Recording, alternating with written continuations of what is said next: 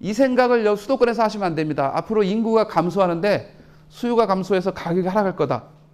이 생각을 서울 수도권에다가 그대로 접목해서는 안 됩니다. 최근에 일어난 부동산 이슈에 대해서 쭉 고민해 보면서 시장의 방향성에 대해서 쭉 생각하는 시간을 가질까 합니다. 물론 이제 부동산 현황을 통해서 전국을 한번 왔다 갔다 해볼까 하고요. 그다음에 부동산 대책, 정책도 한번 살펴보고, 물론 여태까지 발표된 정책은 많지는 않습니다.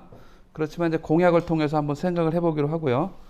그다음에 가장 기본적인 게 수요 공급, 그리고 4번의 3기 신도시를 우리가 좀 고민해야 되는데, 우리가 재작년에 어떤 시각들이 있냐면 3기 신도시만 공급되면 수도권 공급은 완전히 이렇게 평정이 된다, 이런 생각을 하는 일부 전문가와 정부와 전문가와 물론 일반인들도 그런 게 있습니다. 과연 그게 그런가 생각을 해보고 냉철하게 우리 5, 6년 후 20년대 후반을 좀 생각해 볼 필요가 있습니다.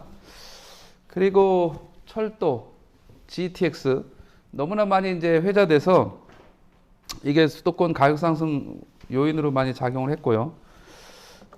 저는 철도 강의를 부동산 업계에서 최초로 도입한 사람입니다. 제가 2016년도에 철도 강의를 통해서 부동산과 접목을 시켜야 되겠다 그래서 제가 2016년도에 조선일보 부동산 트렌드쇼를 통해서 철도 역세권 투자 전략을 처음으로 도입을 해서 강의를 해온 사람입니다. 그래서 철도를 보면 돈줄이 보입니다. 마지막에 영향 요인, 지금 제가 주목하는 가장 큰 변수가 미국발 금리 인상이 우리나라 금리 인상에 어느 정도 영향을 미칠 것인가가 제가 제일 주목하고 있는 하반기 부동산 시장의 영향 요인입니다. 그래서 그 부분도 잠깐 생각해 보면서 쭉 시장을 얘기하도록 하겠습니다. 우선 우리나라 부동산 현황입니다. 자, 서울 지도를 제일 먼저 펴놨습니다. 서울 지도를 보게 되면 너무나 익숙한 서울이지만 서울에서 이 지도를 보게 되면 가장 먼저 이 경계를 이렇게 쭉 동서남북 경계를 쭉 이렇게 살펴보면 서울을 보면 어떤 생각이 듭니까? 잘생겼다. 잘생겼다죠. 자, 그런데 서울에서 가장 영향력을 미치는 자연환경 요인이 있습니다. 다름 아닌 뭡니까? 한강. 우리는 서울을 얘기할 때 늘상 입에 붙어서 얘기하는 게 강남, 강북이잖아요. 강남, 강북, 강서, 강동. 그렇지 않습니까? 강입니다, 강. 강이 서울의 한가운데를 가로지르는데 이 강은 물론 동쪽에서 서쪽으로, 이 팔당에서 동쪽에서 서쪽으로 일직선으로 가는 강이 아니라 이렇게 라운드 W자를 그리면서 갑니다. W자. 아주 멋있지 않습니까? W. 그래서 이 W는 한강에 사는 가치, W, 웰스, 부의 약자다, 이렇게 보시면 됩니다. WON, 원, 돈의 약자이기도 합니다. 강이 보이냐 안 보이냐에 따라서 적게는 같은 단지에서 4억, 많게는 7, 8억씩 차이가 납니다. 한강에 접해 있냐 보이냐 안 보이냐. 대표적으로 지금 한강 조망을 가장 극대화한 새 아파트는 지금 현재 어디에 있습니까? 반포에. 우리가 너무나 익숙한 맨날 얘기하는 아리팍, 아크로 리버팍, 아리팍. 아리팍은 어떤 아파트를 재건축한 겁니까? 신반포 1차 라는 아파트를 재건축한 거예요. 예, 저는 신반포 1차 시절부터 추천을 했어요. 1차 시절부터 이걸 빨리 사시라. 예.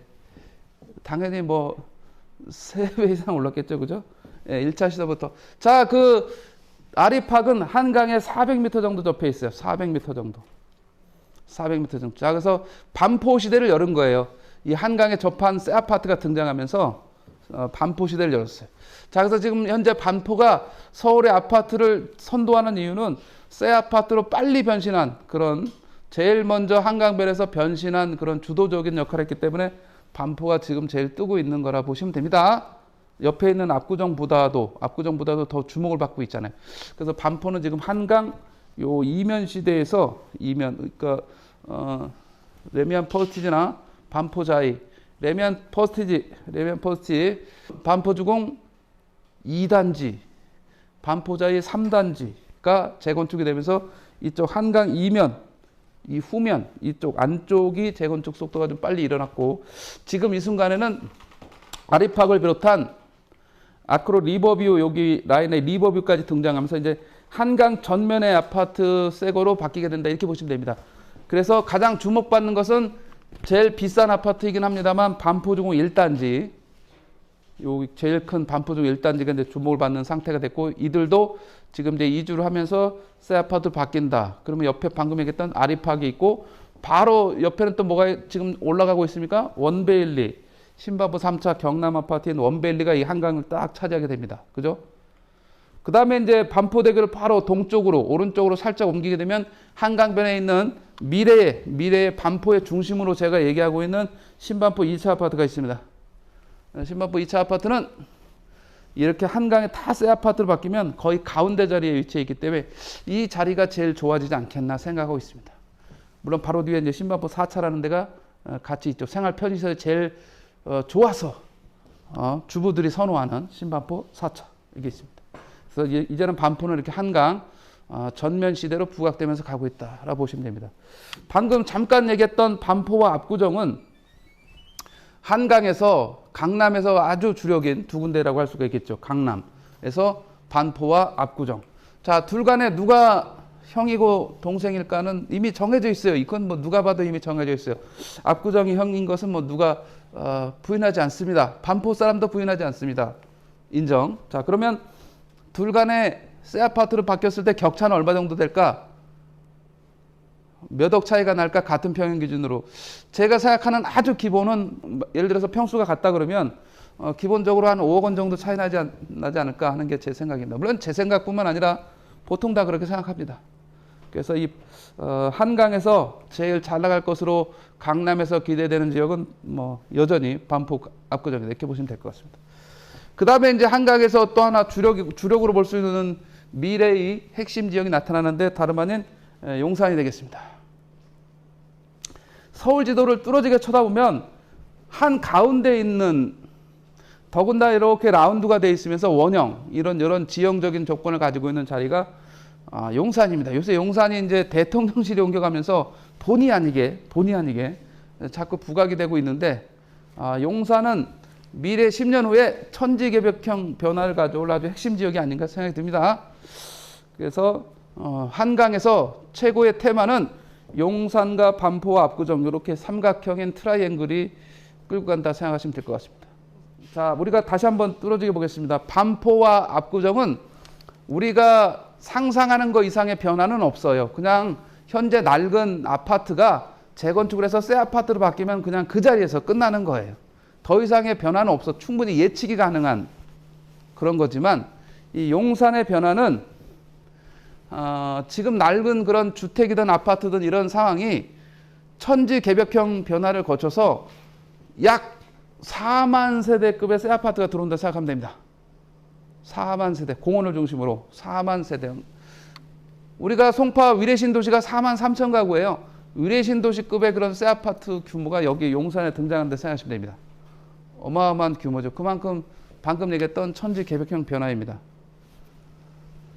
압구정은 미성, 신현대, 구현대 쭉 그때 한양 587까지 6지구까지 해서 현재 1466가구예요. 1466. 이게 뭐 재건축해서 세대수 늘려봤자 한 14,000, 5천 가구 되면 끝이에요. 자, 4만 가구가 들어선 용산이다. 다시 그냥 간단히 말씀드리면, 그럼 용산 어디에 주목을 해볼 필요가 있느냐? 누구나 다 아는 공원 동쪽에 한남뉴타운이죠. 한남뉴타운. 유엔사 공원에 접한 용산구청 바로 밑에 유엔사 부지, 수송부 부지, 바로 안쪽에 있는 청화 아파트,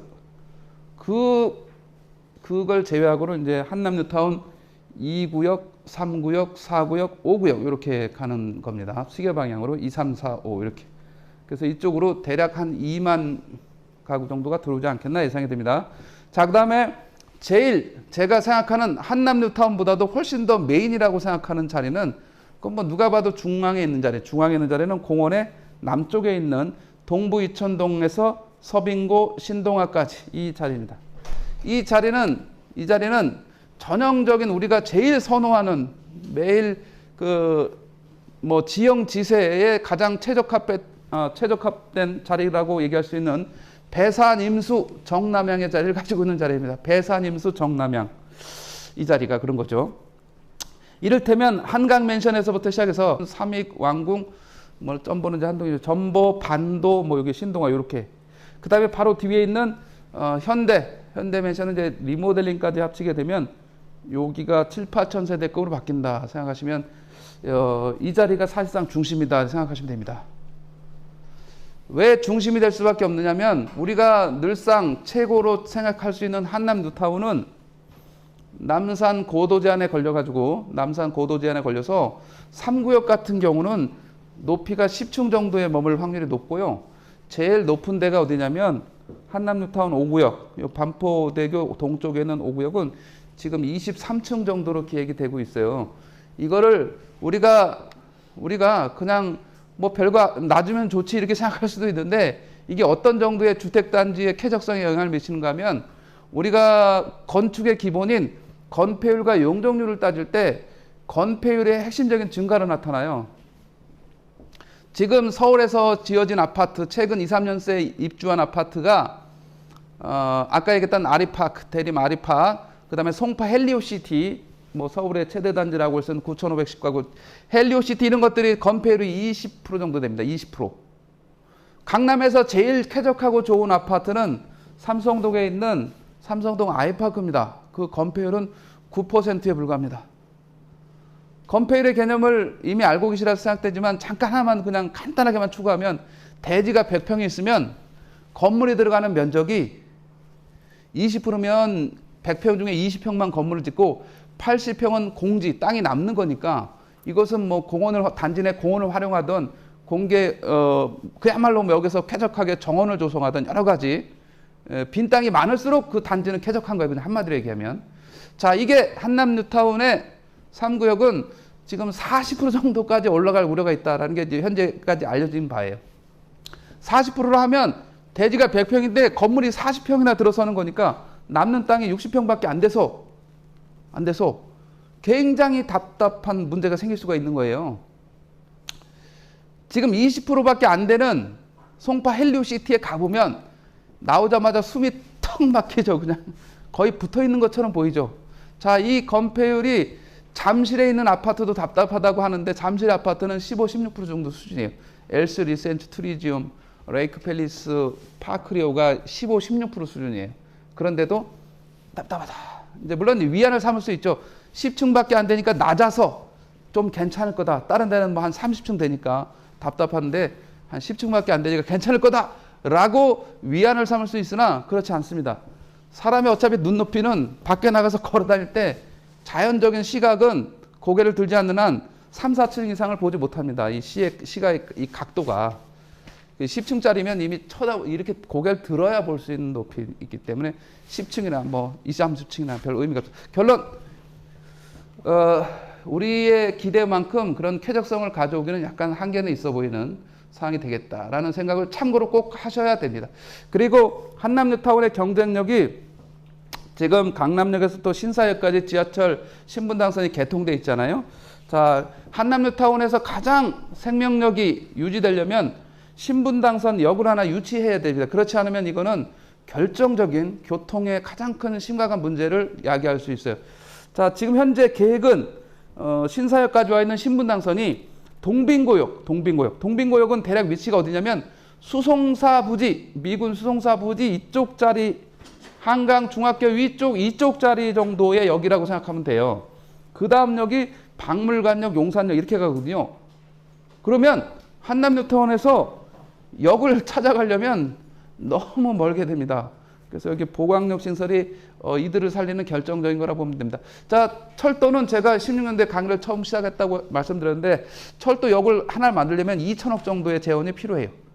경전철은 한 1,000억 정도. 그러면 2천억을 이 지역에서 내야 되는 거예요.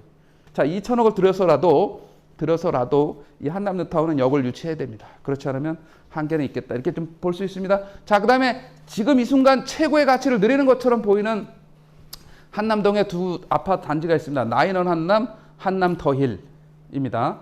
나인원 한남과 한남 더일. 뭐 연예인들이 집중적으로 살면서 유명세를 떨치고 있는 아파트 단지이기도 합니다. 그들의 운명은 어떻게 될 것이냐?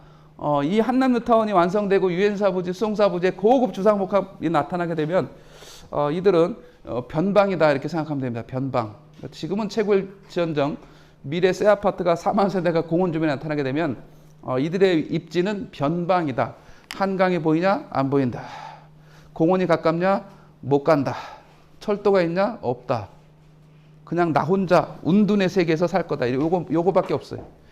요거밖에 없어. 그건 한계를 맞이할 거로 예상됩니다. 자, 이 한가운데 있는 동부 이촌동 서빙구의 신동 아파트를 보게 되면 이들은 재건축되는 순간 건너편 반포의 가치를 그대로 가져갈 거다 이렇게 생각하시면 됩니다.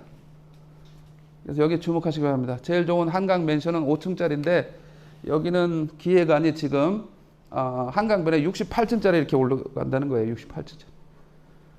그리고 한강변에 있는 조합원 그 아파트가 5층짜리인데 세 동 있잖아요. 세 동. 이 사람들을 다 한강변에 주기 위해서 한강변에 또 한 동을 만들고 이게 높게 60층 넘게 지는 거는 뒤에 있는 조합원들을 유치하기 위한 거고 기존에 있는 한강변에 있는 사람들을 위해서는 한 동짜리 이렇게 만들어 준다는 거예요. 그러면 이 60층짜리에는 이제 뒤에 있는 사람들이 나오는 거죠. 뒤에 있는 사람들이 나오면서 이 어마어마한 세상이 바뀌는 거예요. 여기가 한강맨션. 오른쪽에 신동 아파트. 신동 아파트는 제가 제 책에서도 명명한 서울 최고의 조망권 아파트다라고 합니다. 아까 아리팍이 한강변에 400m라 했는데 요거는 자기 단지만 한강에 접한 길이가 일자가 아니라 이렇게 라운드로 800m. 5층 그 신동아 상가가 5, 6층밖에 높이가 안 되기 때문에 그 넘어가게 되면 이 200m도 조망권도 확보한다는 얘기가 돼요. 결국은 1km를 한강 조망을 이렇게 라운드로 확보한다. 라운드로 원형으로. 그렇기 때문에 이렇게 펼치는 부채살 모양의 조망을 갖게 됩니다. 그러면 아리팍이 400m에서 단지 내 30% 정도의 그런 입주민의 조망을 확보해 줬는데 30%, 400m가 30%라고 하게 되면 800m니까 단지 내에서 800m, 1km니까 30%가 아니라 2배 이상 조망을 확보할 수 있다는 거 아니에요? 60%, 70%가 한강을 볼 수 있다는 거예요. 조합원 중에. 그냥 단순 계산해서 그렇다는 거예요. 단순 계산해서. 자, 그리고 못 보는 3, 40%는 그럼 어떻게 보면 됩니까? 이 공원을 보면 됩니다. 뒤에도 공원. 이 공원 조망.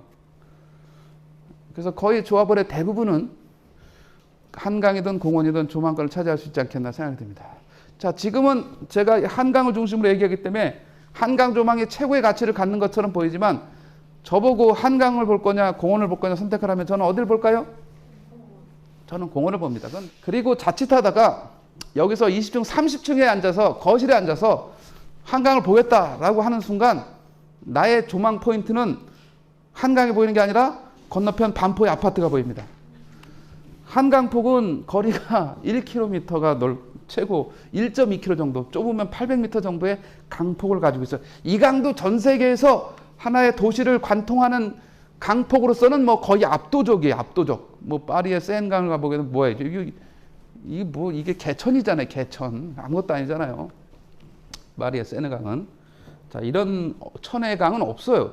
그럼에도 불구하고 강조망을 최대 극대화하려면 어디에 가 사셔야 되냐면 3층에서 10층 사이에 살아야 돼. 그렇지 않으면 그냥 패스해서 저쪽 반대편 아파트가 보여요. 유념하시기 바랍니다. 저층이 최고의 포인트입니다. 3층 정도만 돼도 아주 좋은 조망을 확보하리라 생각이 듭니다. 자, 이렇게 세 개를 중심으로 서울에서 말씀을 드렸고 더 확장을 시키면 서쪽에 여의도가 있습니다. 여의도 주목하시기 바랍니다. 여의도는 현재 8,200세대인데 이게 재건축이 되는 날 여의도의 변신은 뉴욕의 맨해튼을 만들 거다라고. 여의도가 서쪽에서 쫙 8,200세대가 재건축이 될 경우 이 여의도의 가치는 그냥 기본적으로 여의도는 뭐 평당 1억 원 정도는 가야 되지 않겠나 생각을 해볼 수 있는 자리예요. 그럼 그 중에 어떤 자리가 제일 좋을 것이냐? 여의도의 최대 단지는 시범 아파트죠. 시범 아파트. 시범 아파트는 여기 오신 우리 이 집은 수강을 하시는 수강생들보다 대부분의 분들보다 나이가 많지 않겠나 생각됩니다. 시범 아파트가 몇 년생입니까? 1900 앞에 7자입니다. 70년대, 70 몇 년일까요? 1년입니다. 자, 그런데 71년생 똑같은 아파트가 아까 얘기했던 동부이촌동에 하나 있습니다. 어떤 아파트가 71년생일까요? 아까 좋아진다는 한강맨션이 71년생입니다. 그래서 빨리 해야 됩니다. 더 이상 늦출 수가 없습니다. 시범 아파트가 제일 큰 단지인데 제일 입지가 좋으냐? 요건 고민이 필요합니다. 왜냐하면 지하철이 불편스럽습니다.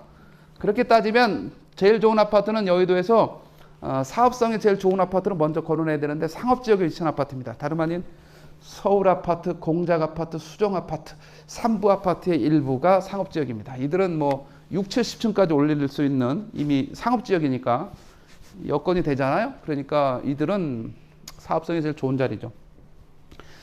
상업지역이 아님에도 불구하고 입지상 제일 괜찮아 보이는 자리로 제가 선택한 아파트는 모카 아파트입니다. 여의 나루역 옆에 있는 모카 아파트. 단지가 크진 않습니다만 이 모카 아파트하고 서울시에서 3부 아파트를 같이 통합해서 재건축하려고 합니다. 서울시에서. 이게 상업지가 아니니까 300%밖에 안 되잖아요. 이걸 서울시에서 600%를 줄 테니까 너네 통합 재건축하라 이렇게 제시했습니다. 지구단위 계획을.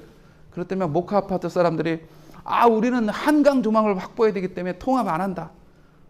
이렇게 거부하고 있는 중이에요. 600%를 받으면 일단 300%보다 2배를 높게 지으세요. 얼마나 사업성이 좋아져. 모카 입장에서 엄청나게 좋아지는 거죠. 그 대신 통합을 하는 대신 그들이 그냥 이렇게 얘기하면 돼요. 야, 우리 3부하고 모카 우리가 재건축을 하지만 우리는 자기 자리에서 재건축하자 하면 끝나는 거예요. 그냥 그럼 뭐 자기 자리에서 통합은 하지만 자기 자리에서 알아서 재건축하자 이러면 되는 거잖아요. 그죠? 그렇게 하고 있는 재건축 단지가 어디 있습니까? 반포에 원베일리. 신반포 3차 경남 아파트가 재건축하는 원베일리 들어보셨죠? 거기가 신반포 3차가 이렇게 길게 한강변에서 경남 아파트가 길게 이렇게 돼 있잖아요. 야, 통합은 하지만 각자 자기 자리에서 지어 이렇게 되는 거죠. 그렇게 하면 되는 거예요. 자, 그렇게 지어졌을 때 모카와 3부 아파트가 바로 앞에 여의도 고등학교가 5층짜리밖에 안 되기 때문에 한강을 동남향으로 이렇게 한강을 이렇게 확보하게 돼요. 아주 좋은 자리가 됩니다. 여의도의 상황, 그 다음에 서울에서 한강변에서 다시 한번 동쪽에서 빛날 자리는 성수 전략정비구역 1구역에서부터 4구역까지 앞으로 지어질 세대수는 여의도의 현재 세대수 8,200세대급으로 지어진다. 여기 8,200세대가 들어가면 현재 이 서울숲공원 옆에 있는 옛날 오래된 아파트인 한화 갤러리아 폴의 대리마크로, 그 다음에 지어질 부영의 아파트 앤드 한강변에 있는 트리마제에서부터 1, 2, 3, 4 영동대교까지 이렇게 8,200가구가 영동대교까지 이렇게 지어져요. 이게 영동대교예요. 이렇게 지어지게 되면 여기서부터 8,200세대가 한강변에 속하게 됩니다. 그럼 이들의 가치는 바로 압구정의 건너편에 있다라는 그 입지를 확보하게 됩니다. 그러면 지하철은 한정거장 지하철, 서울숲 여기서 타면 바로 압구정 로데오까지 한정거장. 이들은 뭐 강남 출신들이 많이 갔기 때문에 이 자리도 충분히 강남과 연계성이 커질 걸로 봅니다. 압구정에는 아버지가 살고 성수에는 아들이 살면 딱 되는 구조라고 생각하시면 됩니다. 이렇게. 그래서 서울에서 한강에서 제일 괜찮아질 핵심은 5군데라고 보시면 될 것 같고, 염창동, 등촌, 가양 요 일대도 사실은 은근 괜찮아 보이는 자리이기도 합니다. 요 자리들도 한 번은 봐야 되지 않겠나 생각은 늘 하고 있는 자리입니다. 물론 단지마다 용적률이 다르기 때문에 차는 봐야 됩니다. 자, 그 다음에 잠실이 송파구가 이 서초 강남에 눌려서 같은 강남 3구인데 여기는 가격이 뭐 멈춰 있는데 왜 여기만 서초 강남만 올라가냐고 기자들이 막 질문합니다. 송파는 뭐 강남 3구로 불리긴 하지만 사실은 뭐 넘버3는 뭐 어쩔 수 없어요. 넘버3는 넘버 2가 아니잖아요. 이거는 그냥 강남의 넘버 1, 2가 아들, 딸을 집을 얻어줄 때 넘버 3에다 얻어줘요. 그러니까 이들 스스로 1, 2는 안 되는 거예요. 송파 자체는. 이 아까 얘기했던 엘스 리센츠 트리지움 여기 파크리오까지 한강변에 있는 아파트가 제일 큰 아파트가 LC에는 아예 50평대가 아파트가 없고요. LC에는 없어요. 50평대 아파트가 40평대가 제일 큰 거예요. LC에는 그냥 한마디로 얘기하면 51평, 53평이 제일 큰 아파트예요. 지금 얘기한 아파트 중에서. 결론은 뭐예요? 부자들이 살 수 있는 평수로는 너무 좁아서 여기 잠실에 부자들이 살 수가 없어요. 그냥 간단히 얘기하면. 부자들은 기본적으로 60평이 넘어야 된다라는 생각을 가지고 있어서 여기에 살 데가 없다는 거예요. 그냥. 그거 하나로 그냥 끝나는 거예요. 송파가 강남이 될 수 없다는 거는 끝난 거예요. 그냥 거기서. 끝난 거예요. 물론 이제 앞으로 지어지면 나타날 때가 있죠. 다름 아닌 잠실에 앞으로 지어질 한강변에 중대형 아파트가 누가 있습니까? 잠실 장미 아파트. 5단지는 중대형으로 지어질 수 있는데 현재 평형은 34, 30, 36 중산층 아파트여서 그 또한 부자들의 영역은 아니고 앞으로 지어지면 이제 중대형이 생길 수 있는 여지는 다 약간 있습니다. 약간. 그러나 이미 60평대가 있는 장미 아파트가 오히려 여기서는 좀 부자 아파트입니다. 잠실에서는. 물론 한강변이 아닌 데서는 이제 아시아노촌이라는 데가 있긴 하고요. 자, 그 다음에 재건축에서 그렇게 집중력이 크진 않지만 그래도 한번 조금씩은 챙겨봐야 될 게 이 광장동 극동 아파트라는 데가 있어요. 광장 극동 아파트라는 데가 있어요. 물론 나름대로 학군도 괜찮고 학원가도 잘 돼 있고 해서 나름은 괜찮긴 합니다. 이 광장 극동 아파트. 그 다음에 이제 이쪽 암사 쪽, 천호 암사 쪽에는 뚜렷하게 뭐 얘기하기가 조금 모호하긴 합니다만 나름대로 리모델링을 통해서 조금 개선될 수 있는 자리는 있기는 해요. 근데 뭐 확연하게 어느 지역에다 얘기하기는 조금 어려운 측면이 있는 자리긴 합니다. 자, 그 다음에 또 살짝 나가 보겠습니다. 김포, 고촌. 그 다음에 한 번 더 뻗어 나가 보겠습니다. 하남미사.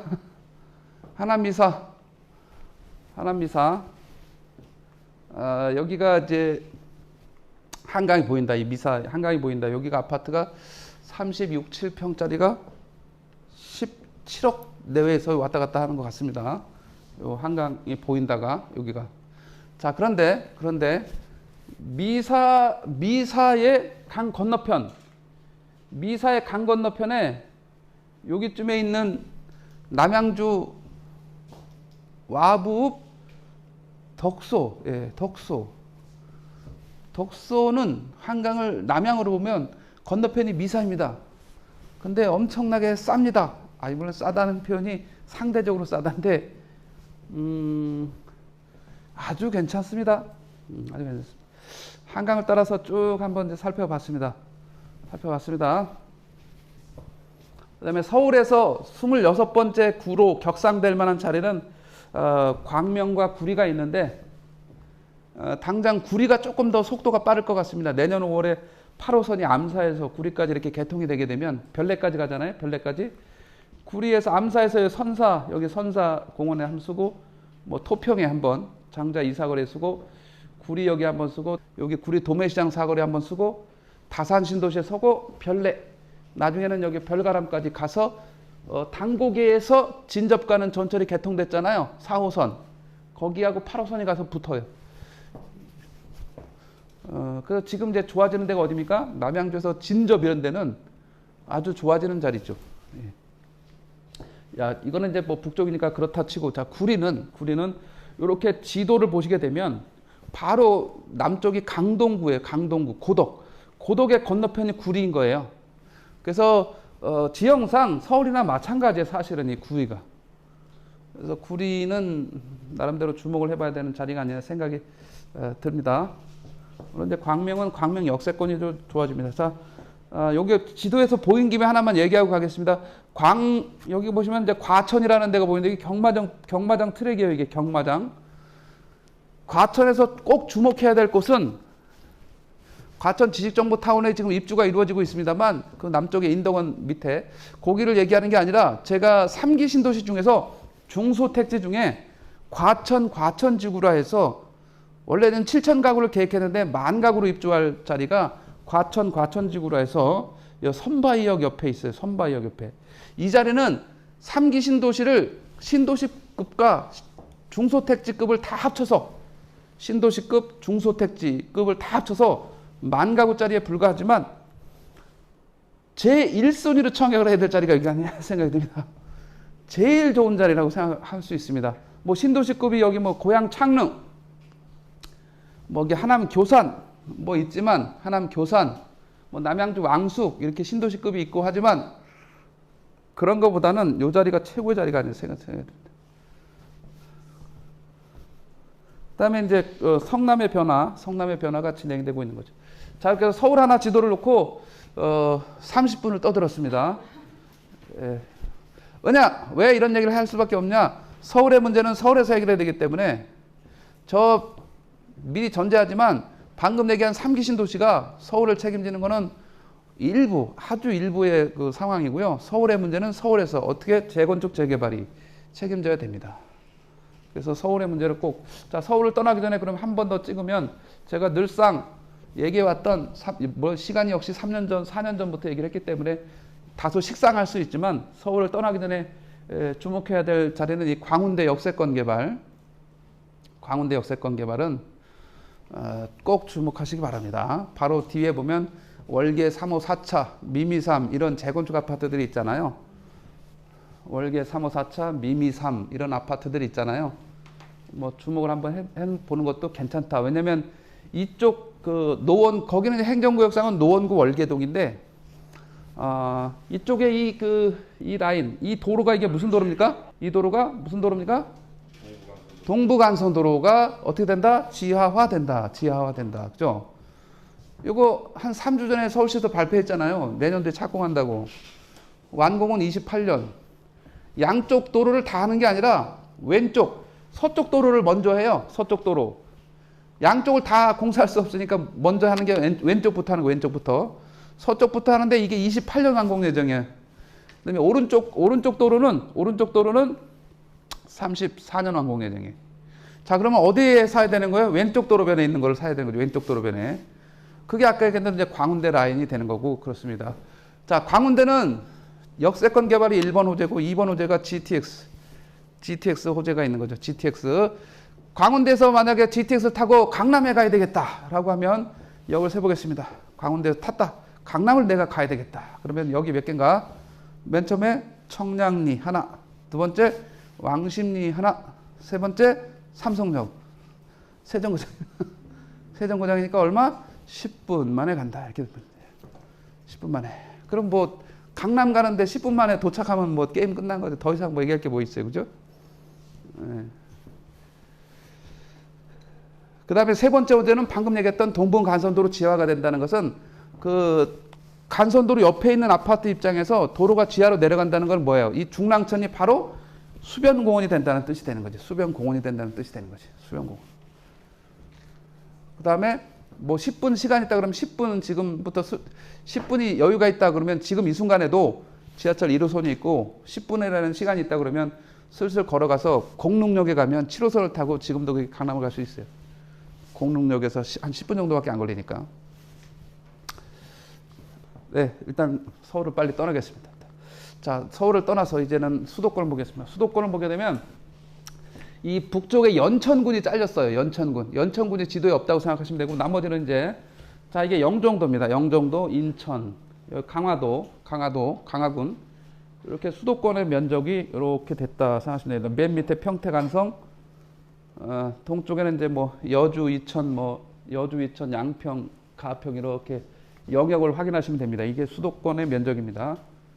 자, 수도권의 면적. 자, 수도권 지도를 펴놓으면 또 다시 한번 지도를 보게 되면 이 동쪽은 자연환경 보전지역이어서 거의 뭐 숲이 이 실록이 우거져 있잖아요. 이런 데는 인구 밀도가 낮습니다. 그죠? 자, 일단 수도권의 인구는 전체 인구의 절반. 우리나라 인구가 5,180만 명, 5,200만 명이라고 하고 절반인 2,600만 명이 수도권의 인구다 이렇게 생각하시면 됩니다. 수도권에 2,600만 명이 사는 어마어마한 인구 밀집도로 보여요. 그러니까 수도권에서 무슨 생각을 해야 되냐면 앞으로 이제 인구가 줄잖아요. 뭐 인구가 한 해 출산율이 30만 명도 안 되는 아주 안타까운 상황에 놓여져 있어요. 지금 이제 심각하죠, 사실은. 애들 안 낳기 때문에. 자, 그런 시장이 앞으로 20년, 30년에 오면 고령화가 이제 급격히 진행되잖아요. 자, 그런 상황이 오더라도 이 생각을 수도권에서 하시면 안 됩니다. 앞으로 인구가 감소하는데 수요가 감소해서 가격이 하락할 거다. 이 생각을 서울 수도권에다가 그대로 접목해서는 안 됩니다. 여기는 그때가 되더라도 그대로 유지된다 생각하시면 됩니다. 왜 그렇습니까? 방금 얘기했던 2,600만 명이 사는데 이 면적에 다 흩어져서 골고루 사는 게 아니라 여기만 몰려 살아요. 그 인구가. 서울에 바로 인접한 경기도라면 고양시 107만 명, 똑같은 인구가 있어요. 용인시 107만 명, 성남시 93만 명, 수원 120만 명이 넘잖아요. 그러니까 여기만 몰려 살아. 여기만. 그러니까 이들의 변화는 아무리 인구가 고령화가 되고 인구가 출산율이 떨어진다 한들 여기에 몰려 사는 거는 큰 변화가 없어요. 그래도 여기다 대고 감소하고 수요 부족해서 가격 떨어진다 이런 얘기는 하시면은 100점 100패 합니다. 그걸 제가 하지 말라고 권장한 게 2008년부터입니다. 그때 우리나라에 어떤 책이 들어왔냐면 미국의 무슨 인구 통계학자가 나타나가지고 인구 절벽 이런 책을 내면서 엄청나게 이게 센세이션을 일으켰어요. 그래서 제가 칼럼을 써서 인구 절벽은 없다. 인구 절벽이라는 것은 특단의 전쟁이나 이런 특수한 상황이 아니면 없다 이런 거예요. 그 인구라는 거를 부동산 시장의 통계로 데이터로 갖다가 활용하려면 굉장히 정교해 줘야 돼요. 전국적으로 인구가 준다. 이거 아무 의미 없는 부동산 통계예요. 부동산으로 보면 국가 정책상은 필요할 수 있겠으나 부동산 입장에서는 아무 의미 없는 통계라는 거예요. 세부적으로 지역별로 세분화된 그런 인구 구조를 가지고 부동산에는 대응을 해서 통계를 해석해야 돼요. 자, 일예로 자, 이 서울 한가운데 보이잖아요. 서울의 인구가 얼마라고 알고 계십니까? 1,000만 명이 깨졌다고 하죠. 뭐 964만 명, 19년 기준으로 964만 명, 20년 기준으로 962만 명. 뭐 엊그제 신문에 뭐 950만 명 뭐 이렇게 나오긴 합니다. 자, 어찌됐건 950만 명이라고 하겠습니다. 960만 명 뭐 이렇게 하겠습니다. 저 땅의 면적에 우리가 960만 명, 50만 명, 60만 명 살고 있다. 여기 옆에 보면 양평군이라는 데가 있습니다. 양평군. 주말에 많이들 놀러 가시죠? 양평군은 뭐 한강이 있으니까 한강, 남한강, 북한강 이렇게 있어서 여기가 팔당댐이고 양수리고 뭐 남한강, 북한강 이렇게 해서 만납니다. 자, 양평군의 면적은 서울보다 클까요? 좁을까요? 자, 양평군이 큽니다. 생각해 봤습니까? 서울보다 양평군이 크다? 면적이. 자, 진짜 질문은 이겁니다. 양평군의 인구는 얼마일까요? 진짜 질문하고 싶은 건 그겁니다. 면적은 큰데 양평군의 인구는 얼마일까요? 서울의 인구는 아까 20년도 962만이라고 했습니다. 양평군의 인구는 12만 4천 명 정도. 12만 명. 서울보다 면적은 더 큰데 같은 수도권인데 12만 명이 산다. 12만 명. 서울의 인구는 950만 명, 60만 명 이 정도다. 그럼 어떤 얘기가 됩니까? 서울의 인구 밀집을 고려하면 서울의 아까 얘기했습니다. 수요 감소 가격 하락 논하는 것 자체는 의미가 아무 의미가 없습니다. 그래서 그 시각을 버리시면서 수도권 생각해야 된다. 이거 보시면 됩니다. 그래서 우리는 경기도에 살면서 이런 기준이 있습니다. 야, 서울까지 얼마 걸려? 강남까지 얼마 걸려? 계속 그 준거 집단이라고 해요. 준거 집단. 강남까지 얼마 걸린다. 계속 계산합니다. 자, 일산이 값이 분당의 반값에 불과한 것은 일산에서 강남까지 1시간 반 걸린다. 분당에서는 30분 만에 가는데 여기서는 1시간이 더 걸린다. 이런 얘기가 되는 거죠. 자, 그래서 이제 기억하시기 바랍니다. 일산이 강남 가는데 30분으로 가까워집니다. 1시간이 단축되는 거죠. GTX 때문에. 그러면 일산의 가치는 어떻게 되겠습니까? 분당과 비교해서 지금은 반값인데 그렇게 되면 어떻게 되겠습니까? 최소한 3분의 2라도 따라갈 것 같다. 이런 얘기가 됩니다. 그래서 일산을 꼭 다시 보시기 바랍니다. 일산에 어디 대곡역에 가까운 두세 정거장의 거리에 있는 백석 마두역, 3호선으로 마두역, 호수마을 이 자리에 꼭 주목하시기 바랍니다. 이제는 앞으로 30분 만에 옵니다. 그럼 언제 오냐? 일단 24년도에는 서울역까지 옵니다. 자, 대곡역에서 따져보겠습니다. 대곡역에서 고향 창릉, 연신내 서울역 요거까지는 24년도 개통이에요. 얼마 안 남았어요. 2년밖에 안 남았어요. 삼성역을 가야 되는데 이 삼성역이 지금 공사 한창이잖아요. 이 공사를 하도 늦게 시작해가지고 이게 빠르면 27년, 지금 한창 공사 중이니까 늦으면 28년이에요. 그래봤자 이제 5, 6년 남은 거잖아요. 6년 남은 거잖아요. 그러면 이 고향에서 일산에서 삼성역까지 딱 30분이면 도착합니다. 그러면 이제 또 게임의 양상이 달라집니다. 그동안 절반에 머물렀던 가격이 분당의 절반에 머물렀던 가격이 이제는 시간, 이 물리적인 시간을 해결해 줍니다. 그래서 다시 봐야 됩니다. 자, 그래서 지금 이 수도권의 개발 패턴은 고향에서 분당이라는 이런 그 서북과 동남이라는 축이 하나의 발전축인 거예요. 지금 상황에서는. 근데 앞으로의 발전축은 이미 지금 진행되고 있는 그런 진행축은 이렇게 대각선으로 이 축이 지금 한창 개발 진행 중이다. 이게 수도권에서 보시면 됩니다. 그래서 지금 개발축은 구리 남양주와 시흥 안산 의왕 이쪽이 이렇게 개발축이 됩니다. 시흥 안산 의왕 이쪽이 개발축이 되는 겁니다. 지금 그래서 이들에게 엄청난 변화, 신도시가 마구마구 생기면서 변화하고 있는 겁니다. 그래서 이 패턴이 구리 남양주가 개발되는 거고 시흥 안산 의왕 여기가 개발되고 있는 거다 이렇게 보시면 됩니다. 물론 이 동서축은 이미 돼 있는 거고요. 그렇게 보시면 지금 20년 되는 이 축이다 이렇게 보시면 됩니다. 그 다음에 수도권 지도를 보면서 지금 현재 수도권 미분양이 제일 많은 데는 어디냐면 안성입니다. 경기도에서 제일 미분양이 많은 데가 안성입니다. 예, 전체 경기도를 저걸 가지고 얘기하면 안 되는 거예요. 그래서 경기도는 미분양이 지금 절대 사라진 그런 핵심 지역이다 이렇게 보시면 될 것 같습니다. 다시 하나 더 추가하겠습니다.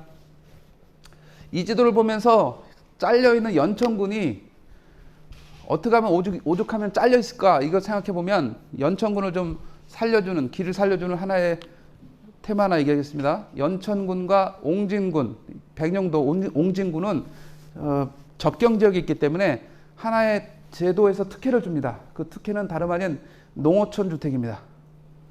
농어촌 주택. 요새 가끔 들리죠? 종부세 예외로 농어촌 주택을 해줄 것 같다라는 게 최근에 지금 기류잖아요. 이 농어촌 주택은 어떤 특징이 있습니까?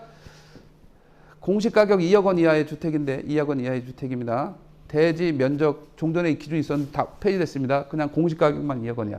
수도권 이외의 읍면 지역에 있으면 해당이 되는 건데 이 주택은 기존에 서울에 A라는 아파트가 있었다고 했을 때 일반 주택이 있다고 했을 때 추가로 농어촌 주택을 하나 사면 수도권 이외의 읍면 지역에 가서 물론 20만 명 이하의 지방 소도시도 해당은 됩니다만 어찌됐건 하나를 샀다라고 하게 되면 그 농어촌 주택을 3년간 보유한다는 조건으로 서울에 있는 A라는 아파트를 매도할 때는 1세대 1택 비과세 혜택을 줍니다. 1세대 1택 비과세 혜택을 줍니다. 이 주택수에서 빼주는 거죠. 이런 양도세에서 특혜를 줍니다. 근데 종부세에서는 이게 집이 두 채로 계산해서 냈거든요. 근데 종부세에서도 이 농어촌 주택을 주택수에서 빼주라라고 제가 주장을 열심히 해왔는데 그게 반영이 될 것 같습니다. 지금 상태로 느낌으로 보면 거의 90% 반영되지 않겠나 생각하고 있습니다. 농어촌 주택의 예외가 수도권 이외의 읍면인데 수도권에서는 두 군데를 인정해 주는데 연천군과 옹진군이다 이렇게 보시면 됩니다. 이제 넘기겠습니다. 전국 8도 지도를 폈습니다. 자, 우리는 겨우 얘기한 게 요 면적밖에 안 됩니다. 우리가 열심히 얘기해봤자 지금 이 전국토의 그 지도를 놓고 보면 겨우 우리가 얘기한 게 여기예요.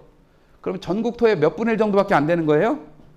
눈대중으로 보더라도 대충 한 8분의 1밖에 안 돼 보이잖아요. 그죠? 대충. 정확하게는 12%에 불과합니다. 12%, 8분의 1도 안 되는 것이 수도권의 면적인 거예요. 여기에 인구의 절반이 뭐 살고 있다라는 생각을 다시 한번 꼭 하시기 바라면서 그 절반도 결국 어디 살고 있다? 이 동쪽에 가평, 양평, 여주, 이천 여기가 아니라 결국 여기에 모여 산다는 걸 꼭 다시 한번 염두에 두시기 바라면서 자, 수도권을 떠나서 8분의 1이라는 요 면적밖에 안 되는 데가 2분의 1이 사는 거예요. 전부 2분의 1이. 물론 그들도 지방 대도시에 몰려 살죠. 대도시. 뭐 우리가 알고 있는 뭐 대구가 됐던 부산이 됐던 뭐 대전이 됐던 광주. 대전 광주는 150만 명짜리들. 그죠? 부산은 334만 명짜리, 대구 뭐 250만 명짜리, 뭐 240만 명대 좀 떨어지고 있어요. 요런 정도죠. 그죠? 큰 도시라고 해봤자. 물론 이제 지방에서 100만을 넘었는데, 광역시가 아닌 데가 있네요. 이 창원이. 자, 그 정도가 이제 100만을 넘는 데라고 할 수 있고, 물론 울산 당연히 115만 정도 되고요. 나머지는 다 100만도 안 되는 이런 지역이에요. 물론 100만 안 되는 지역 중에서 제일 큰 데는 청주가 되겠네. 청주. 여기 안 나와 있지만 청주 86만 명 정도 이렇게 보시면 될 것 같아요. 자, 그래서 우리나라의 전국 토를 딱 또 이렇게 보게 되면 앞으로 어떤 지역이 좀 가능성이 있을까를 보게 되면 당연히 충청남도의 천세대는 주목을 해야 됩니다. 천안, 세종, 대전, 천세대. 요새 첫 글자 따는 게 유행이라서 저도 따봤어요. 천세대. 세종과 대전이 약간 주춤합니다. 주춤한데 그건 오래 가지 않을 것으로 봅니다. 세종시는 계속 인구가 늘어나고 있기 때문에 지금 한 36만 정도인데 향후에 인구는 50만 명 이상으로 늘어날 것으로 예상되는 지역이어서 세종은 시간이 갈수록 조금 더 집중력을 회복할 것으로 예상됩니다. 대전 마찬가지입니다. 그다음에 이제 전라북도에 가면 전주, 군사는 공급 부족으로 강세를 보이는 지역입니다.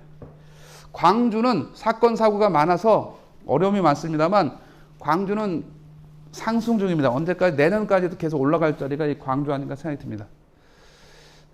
광주는 재개발 중이다 이렇게 생각하시면 될 것 같고, 미분양 아파트는 딸랑 2개밖에 없습니다. 광주의 미분양은 딸랑 2채 없는 거죠. 예. 자, 목포가 그동안 2, 3년간 안 오다가 요새 살짝 올라가는 게 목포 정도라고 보시면 됩니다. 여수, 순천은, 광양은 전라도에서 대표적인 부자 동네인데 그동안 너무 올라서 약간 주춤거리는 시장이라고 보시면 됩니다. 여수, 순천. 그러나 이것도 시간이 지나면 다시 회복할 수 있는데 이들은 대기업을 기반으로 한 도시여서 지금은 이제 주춤거리지만 시간이 지나면 뭐 회복한다는 것은 뭐 불문가지입니다. 여수, 순천이. 살짝 이제 경상남도로 오게 되면 진주, 통영, 창원이 보이는데 창원, 진주, 통영, 경상남도는 절대 공급 부족 시대에 들었다라고 봅니다. 그래서 제가 경남시대다 이렇게 얘기를 하고 있습니다. 경남시대.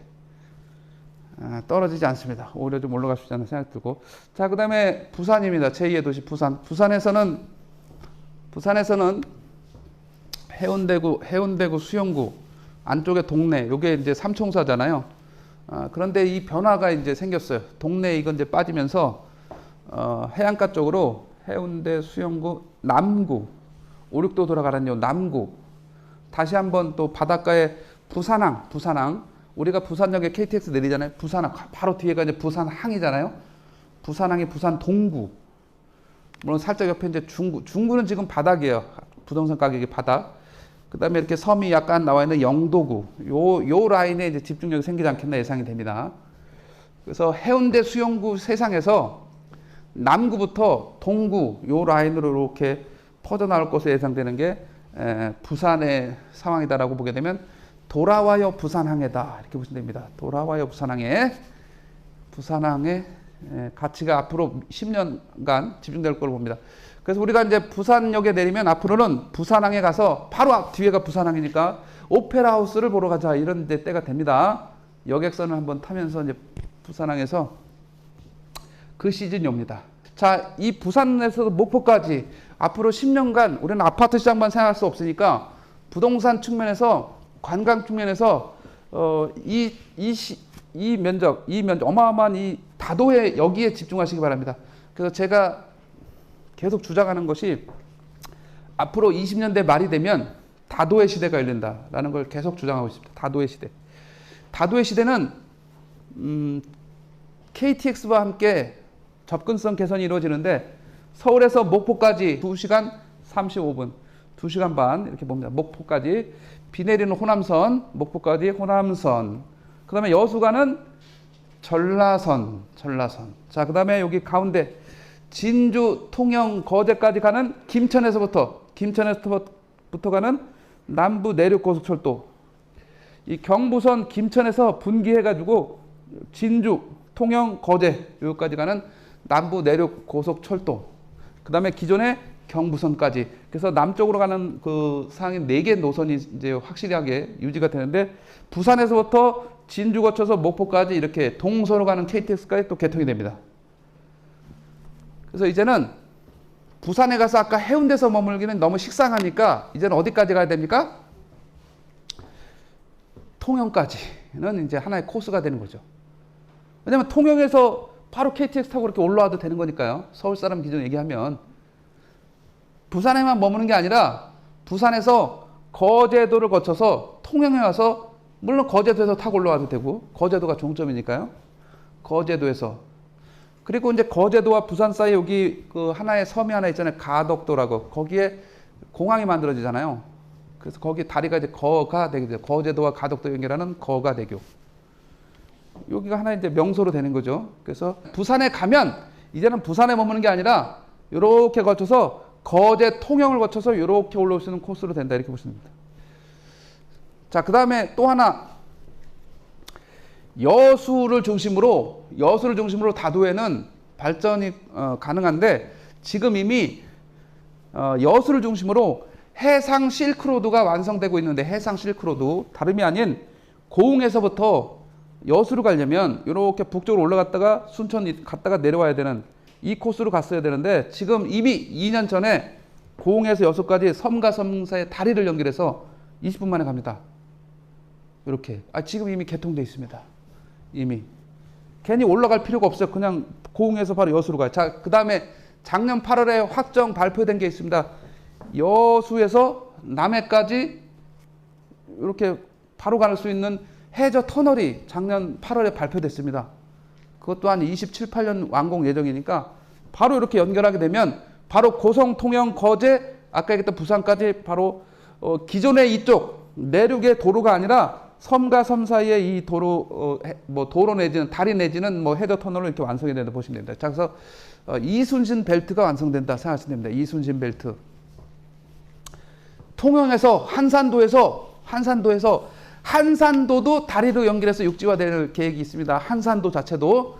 그래서 한산도에 가서 한산섬 달 밝은 밤에 수루에 올라앉아 긴칼 옆에 짜고 어떤 섬을 살 것이냐 고민에 잡혀 이렇게 하시면 될 거다. 머지않은 얘기가 됩니다. 다도의 시대가 온다.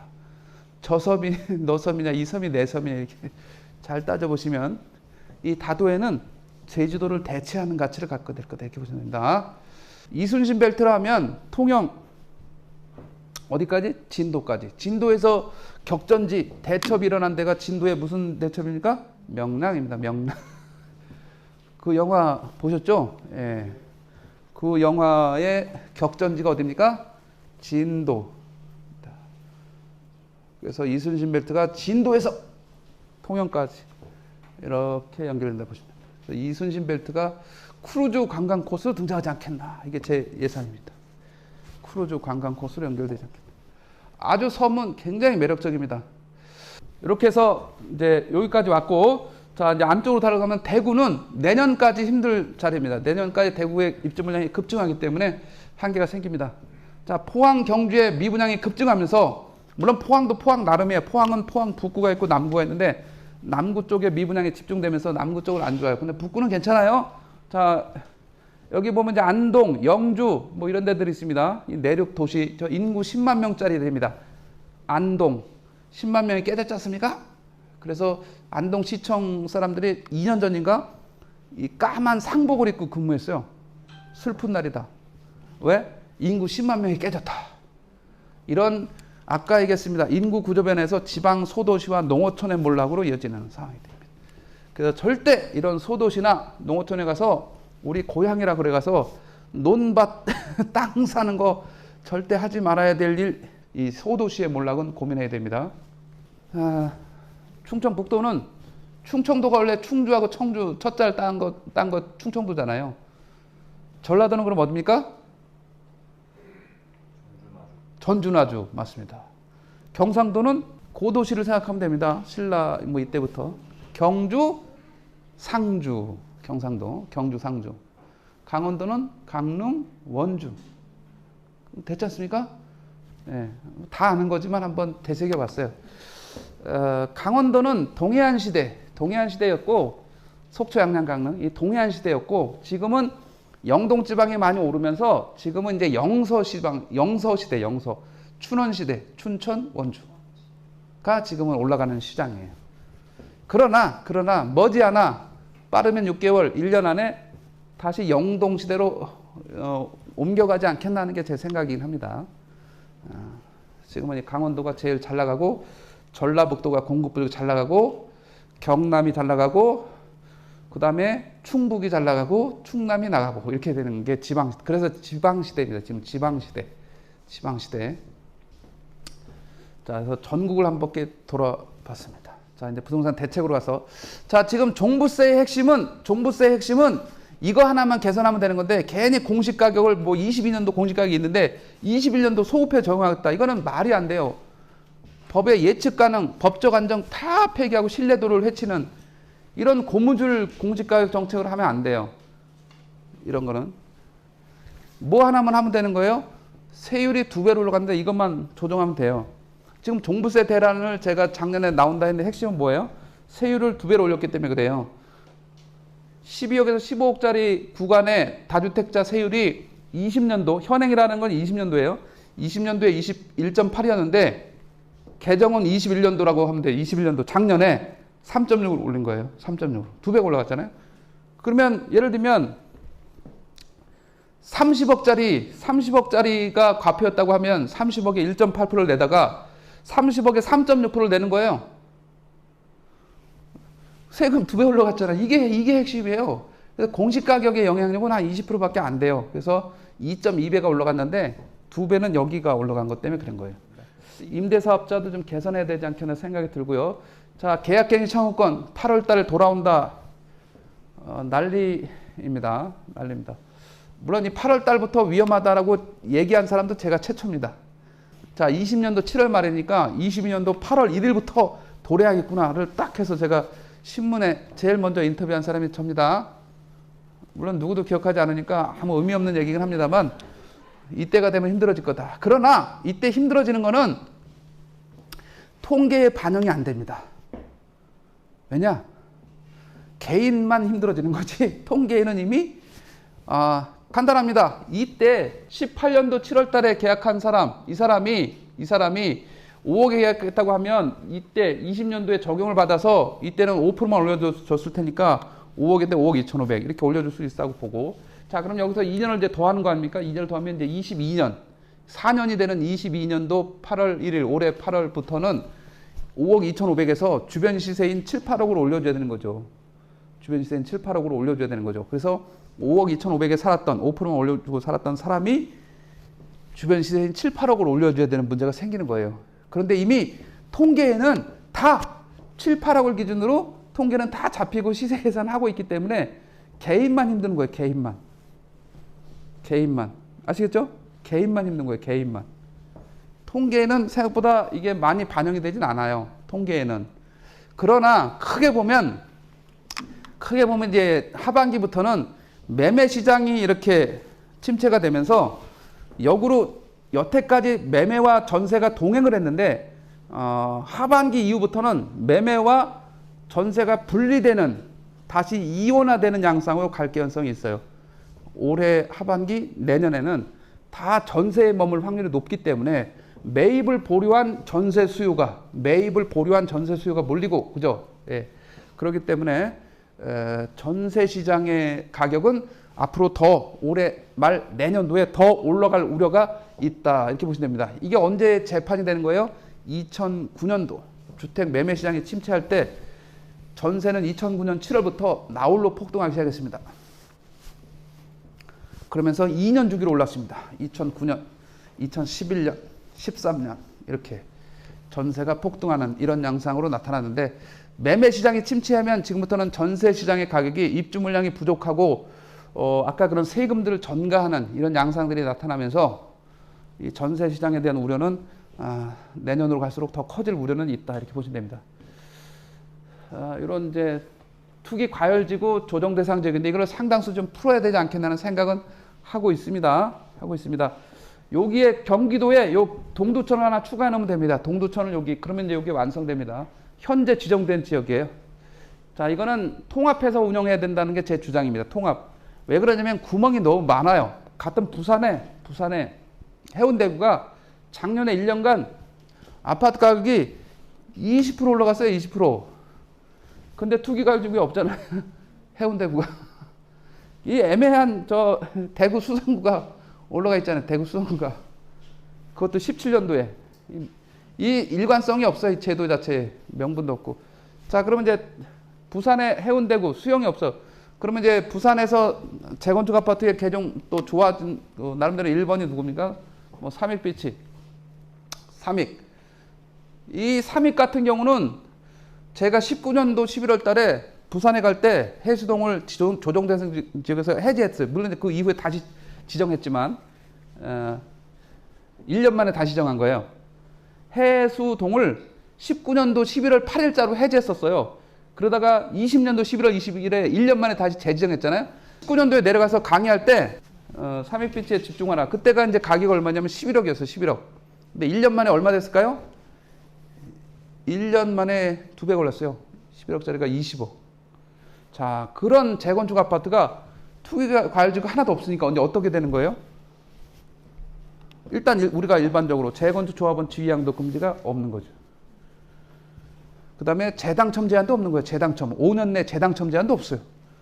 한 번에 투기 과열지구에서 한 번 당첨되면 5년 내 재당첨이 안 되는 거죠. 그죠?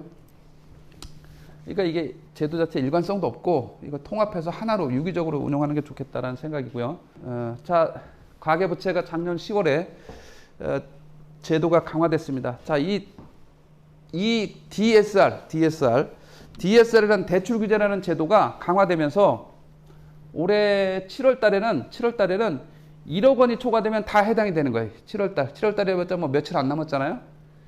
이제 1억 원만 초과되면 다 DSR이라는 거는 영어 약자로 Debt Service Ratio. DSR이 본격화된다는 뜻은 앞으로 대출 시장에서 빈익빈 부익부영 현상이 아주 가속화되는 걸 의미해요. 결국은 중산층이야 저소득층은 주거사다리가 붕괴된다는 걸 의미해요. 우리가 LTV, 론투밸류, LTV와 DTI 시절에는 저소득층이 반전을 할 수 있었어요. LTV만 있었다고 하면 10억짜리에 70% 해준다 그러면 7억 원을 대출해 주니까 10억짜리 아파트를 살 때 3억 원만 있으면 되는 거예요. 일단은. 그리고 그 시절에는 대출이 분할 상환이 아니라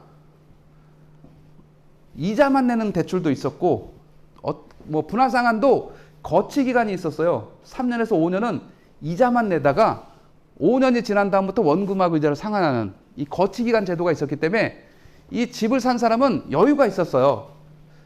만약에 7억을 받아도 7억에 대한 이자만 내고 5년을 살 수 있었던 거죠. 근데 그 10억짜리가 5년이 지나면 얼마 되는 거예요? 집값이? 아니 15억, 20억 될 수 있으니까 그때 또 7억은 우스워지잖아요. 그럼 그걸 집을 팔면서 7억을 상환해도 20억이 됐다면 13억이 남잖아요. 이런 주거사다리의 반전의 기회가 있었는데 DSR이 본격화된다는 뜻은 그런 기회가 완벽하게 차단했다는 걸 의미합니다. 자, 이제는 연봉을 기준으로 계산하기 때문에 5천만 원짜리 연봉자는 DSR이 40%니까 2천만 원이잖아요. 40%. 2천만 원 이내에서 원금과 이자가 계산될 수 있도록 역산한 그 대출금만 받을 수 있어요. 그냥 간단하게 얘기하면 한 2억 원 받으면 많이 받는 거라 생각하시면 돼요. 그러면 10억짜리 아파트를 무슨 수로 사요? 기존에 똑같이 아까 얘기한 대로 3억 있었다. 2억 보태봤자 5억밖에 안 되는 거죠. 10억짜리는 아예 언감생심 쳐다도 못 보는 거죠. 이런 반전의 기회가 사라지면서 심각한 문제가 생기게 되고, 자, 그 다음에 대출의 모든 대출이라는, 여기서 모든 총대출이 들어가면서 이제는 가난한 자는, 저소득층은 이제는 대출 상환에서의 융통성도 갑자기 자금이 필요해서 몇 천만 원을 신용대출 받는 것조차도 차단된다 생각하시면 돼요. 2억 원을 주택담보대출을 받았다라고 하게 되면 내가 어디 가서 1,000만 원짜리 마이너스 통장 하나 개설하지 못한다 생각하면 돼요. 왜냐면 이것도 다 DSR 범위에 포함돼 버리니까. 심각한 저소득층의 주거 억제 책임이다. 이거는 아주 심각한, 부자들하고는 큰 상관이 없어요. 부자들은 어차피 소득이 연봉이 1억이고 2억이면 뭐 7, 8억, 10억 받는데 상관없어요. 연봉이 1억, 2억 되면 1억짜리도 뭐 한 7, 8억 받는데 문제가 없어 대출. 근데 이게 저소득층에게는 치명타예요. 대출 상환할 때 내가 대출을 만약에 예전에 5억을 받아놨는데 자 이걸 원금하고 이자를 이제 같이 나눠내게 됐어. 그럼 잠깐 또 돈이 필요하다 그러면 내가 직장인이니까 뭐 3천만 원 마이너스 통장 개설해서 요거 가지고 뭐 이자 일부 보태고 내 생활비로 잠깐 쓰면서 이렇게 또 여유를 부릴 수도 있었는데 그런 모든 융통의 기회가 사라진 거예요. 이거는 물론 합리적이죠. 담보 기준에서 소득 기준으로 갔다. 합리적이죠. 그러나 가장 결정타는 이 저소득층에게는 기회의 반전의 기회가 사라진 안타까운 제도입니다. 그래서 제가 계속 주장하는 것은 예외를 만들어라. 저소득층 젊은 층에 예외를 만들지 않으면 이들은 영원히 주택 구매력이 고착화돼 버려요. 반전이 안 되고. 그래서 이거는 심각한 제도예요. 이거의 영향력을 너무 간과하는 거나 아예 모르거나 이런 경우가 많아요. 그러나 이 DSR은 심각한 문제에 봉착해 있는 겁니다. 그래서 그래서 부동산 시장이 작년 가을부터 위축되기 시작합니다. 왜냐하면 대출 조달이 안 되니까. 여기에 이제 최근에는 금리 인상까지 더해지는 거예요. 그래서 지금 가장 강력한 변수는 대출 규제와 금리 인상입니다. 지난 정부가 막판에 이제 규제를 완화해 놓은 것들이 여기에 이제 들어가 있습니다. 1세대 주택 비과세를 9억에서 12억으로 올려놨어요. 막판에 12월 8일부터 파는 거에 대해서는 12억. 자, 요거는 양도 차익이 아니라 집값을 보시면 돼. 집값. 아파트 가격이 12억 원에 팔았다 그러면 그거는 양도세 계산하고 말고도 없어. 그냥 무조건 비과세인 거죠. 그죠? 이건 집값입니다. 12억. 자, 근데 왜 유사한 숫자가 있어. 7번에 보면 11억. 1주택 공제한다. 이건 종부세죠. 이 11억이 가지는 의미는 이건 뭡니까? 공시가격이에요. 공시가격. 그러니까 이거는 12억은 시세고 그럼 어떤 게 더 공제를 많이 해주는 거예요? 종부세 11억이 더 많이 해주는 거죠. 왜냐면 이건 공시가격이니까 시세로 따지면 한 15억 정도 되는 거죠. 이거 70%라고 역산하면. 그래서 종부세는 집값 한 15억까지는 비과세 대상하면 돼. 종부세는. 양도세는 12억 원까지. 이렇게 대충 가늠을 하면 되겠습니다. 상식적으로 하나 비사업용 토지라는 것이 있는데 비사업용 토지가 우리가 상식적으로 비사업용 그러면 법인에 한해서 해당되는 거로 알고 있는 그래서 개인들은 토지를 가지고 있는데 자기랑은 상관이 없는 이런 개념이라고 생각하는 분들이 90% 이상 대다수예요. 근데 이거는 확실하게 짚고 넘어가야 돼요. 개인에 있어서도 비사업용 토지가 있어요. 개인이 가지고 있는 서울 도시 안에 있는 비사업용 토지는 뭐가 있을까요? 나대지. 땅은 있는데 건물이 없는 나대지. 이거 비사업용 토지예요. 개인이 가지고 있어도 비사업용이에요. 이런 경우 어떻게 한다? 양도세를 10% 더 내. 자, 그런데 도심에 있으면 그렇고 서울에 내가 주민등록이 있는데 경기도 양평에 용인에 땅이 있다. 용인에 전답 뭐 임야가 있다. 그럼 이 땅은 사업용입니까? 비사업용입니까? 그 밭이 있는데 논이 있는데 거기서 누가 농사를 지어주고 있어. 농사를 짓고 있어. 농사 짓고 있잖아요. 그 사업용입니까? 비사업용입니까? 개인 입장에서 보면 지주, 소유자 입장에서 서울에 사는 소유자 입장에서 용인에 논이 있는데 거기에 내 대신 벼농사를 누가 지어주고 있어. 그 땅은 사업용 땅입니까? 비사업용 땅입니까? 농사는 짓고 있다. 농지의 목적에 쓰고 있잖아요. 농사 짓잖아요. 휴경지는 아니잖아요. 사업용이죠. 그러면 어디서 봤을 때? 종부세에서 봤을 때는 사업용이에요. 근데 양도세에서 보면 비사업용이에요. 왜? 비사업용의 기준이 그거예요. 부재지주, 당해 시군에 거주하지 않는 자. 서울 시민이잖아요. 서울 시민. 근데 용인 시민 아니잖아요. 용인에 거주하지 않는 자가 가지고 있는 전답, 임야, 비사업용 토지. 그래서 그것도 양도세 중과 대상입니다. 그래서 비사업용 토지 가로하고 부재지주 토지가 개인에 있어서는 비사업용이에요. 양도세는 10% 더 낸다. 그거를 전 정부가 20% 더 내라고 하려고 하면서 장기보유 특별공제 1년에 2%짜리 이것도 배제하려고 했었던 심각한 걸 계획하다가 다행히 폐기하고 그러니까 옛날 기준으로 가는 거죠. 주말 농장, 우리가 알고 있는 주말 농장도 비사업용으로 분리해 버렸어요.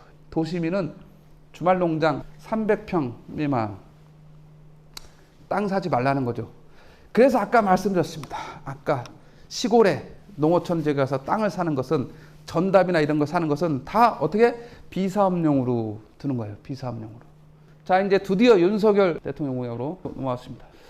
큰 틀의 방향성은 주택을 250만 원, 1년에 50만 원씩 공급하겠다. 재건축부터 뭐 이게 상생주택까지, 역세권 첫집, 그다음에 청년 원가주택, 임대주택을 1년에 10만 원씩 50만 원 하겠다. 그래서 이게 공급 주택의 핵심이 이겁니다. 250만 원. 자, 이게 어떻게 될 것이냐는 이제 잘 지켜봐야 됩니다. 쫙 보시게 되면 재건축 재개발은 민간 사업입니다. 정부 마음대로 안 되는 거. 47만 원. 역세권 복합 개발 거의 뭐 그래 보입니다. 민간 위주. 자, 면면을 보게 되면 정부 주도로 할 수 있는 게 차량기지, 공공택지는 이제 신도시 같은 거잖아요. 142만 원. 이거 지금 시작해도 현 정부에 입주 안 돼. 당연히 안 되겠죠? 5년 안에 입주 안 되잖아. 물론 이거를 3기 신도시를 염두에 두고 써놨을지는 모르겠어요. 현실성을 따져보는 거예요. 250만 호가 5년 안에 될 게 얼마나 될까? 고민스럽습니다. 실체가 고민스럽습니다. 자, 재건축 용적률 300%에서 500%. 의미 있습니다. 제가 주장하는 거는 한 400% 정도면 합리적이다라고 해서 제가 이 윤 정부 들어오기 전에 저는 400%로 하자고 주장한 사람이에요. 400%. 그게 일리가 있다고. 서울이 다 역세권이고 하니까 400% 밀도를 100%도 해도 뭐 기반시설에 문제가 없다. 도로나 이런 것들에. 자, 여기서 중요한 포인트가 하나 나옵니다. 300%를 500% 늘리면, 자, 역세권의 정의는 지하철 승강장으로부터 몇 미터일까요? 1번 200m, 250m, 300m, 350m. 역세권은 350m로 정해졌습니다. 350m. 350m에 300%로 개발할 걸 500%로 올려주니까 200%가 늘어나잖아요. 200% 늘어나는 거에 50%니까 얼마예요? 100%는 역세권 첫 집으로 해서 반값으로 공공분양 해준다. 공공분양. 청약저축으로 하는 공공분양. 반값으로 준다. 내 청약저축 총액이 뭐 한 1,500만 원, 1,700만 원 된다는 사람은 3기 신도시 청약할 필요가 없어요. 이것만 기다리고 있으면 돼. 이거. 서울 역세권에서 반값으로 준대잖아요. 최고의 가치죠. 당첨되는 순간, 더군다나 이제 공공분양이니까 누가 최고예요? 저축 총액이 많은 자. 한 달에 10만 원씩 내는 거, 저축 총액이 많은 자. 뭐 1,500만 원, 1,700만 원, 10년 내면 1,200만 원이잖아요. 이거 많은 자. 2천만 원 정도면 뭐 거의 영순이 아닌가 생각됩니다. 2천만 원 정도 통장에 있으면 거의 영순이 아닌가 생각됩니다. 이거가 최고예요. 다른 거 할 필요 없어요. 3기 신도시 갈 필요 없죠. 이게 된다면 이거 기다리면 돼요. 그다음에 이제 재건축 초과입 환수제는 폐지해야 되는데 이거를 완화한다 하죠. 분양가 상한제도 폐지해야 되는데 약간 개선한다 합니다. 그다음에 1기 신도시를 이렇게 해서 10만 호를 추가로 공급하겠다. 종합부동산세 아까 얘기했습니다. 핵심은 뭡니까? 핵심은 세율을 낮추면 그냥 간단하게 끝나는 얘기입니다. 그리고 이제 예외를 만들어야 되는데 아까 뭐 상속주택, 농어촌주택 이런 것들을 예외를 만들어서 국세인 양도세와 기준을 같은 국세인 종부세를 맞춰 나가면 되는 거다 보여집니다. 양도세. 자, 취득세는 생애 최초자에게는 특혜를 줘야 됩니다. 이거는 저는 적극 찬성. 생애 최초자에게 추가로 혜택을 줘야 될 게 있습니다. 생애 최초자의 소득 기준을 완화해야 됩니다. 소득 기준. 아니, 생애 최초로 집을 사는데 부부 합산 뭐 연봉에 7천만 원 둘이 합치면 1억 5천이. 이게 무슨 제약거리예요. 이게 제약하면 안 되죠. 제약을 할 수 있어요. 어떻게? 주택 가격으로. 9억 원 이하일 때만 정해 준다 이러면 되는 거예요. 그럼 9억 원 이하에서 연봉이 뭐 7천이 됐던 8천이 됐던 부부 합산 1억 5천이 됐던 생애 처음으로 집을 산다는데 그게 무슨 투기예요? 아니잖아요. 그런 사람들 혜택을 줘야 됩니다. 이거. 자, 서민주거 안정 이 가로 대출 규제 완화인데 LTV 80% 이건 아무것도 아니에요. 이거는 그냥 큰 의미는 없어요. 큰 의미는 없기 때문에 DSR 자체를 어떻게 예외를 만들 것인가가 관건이라고 보시면 될 것 같습니다. 자, GTX 그레이트 트레인 익스프레스, ABC는 그대로 간다는 얘기고 D가 이제 김부선, 김용선인데 이거를 김3선으로 만들겠다. 김3 김포에서 삼성 팔당, 삼성 여주 이렇게 간다는 거고 2노선은 뭐 인천에서 김포공항, 정릉 남양주 순환선.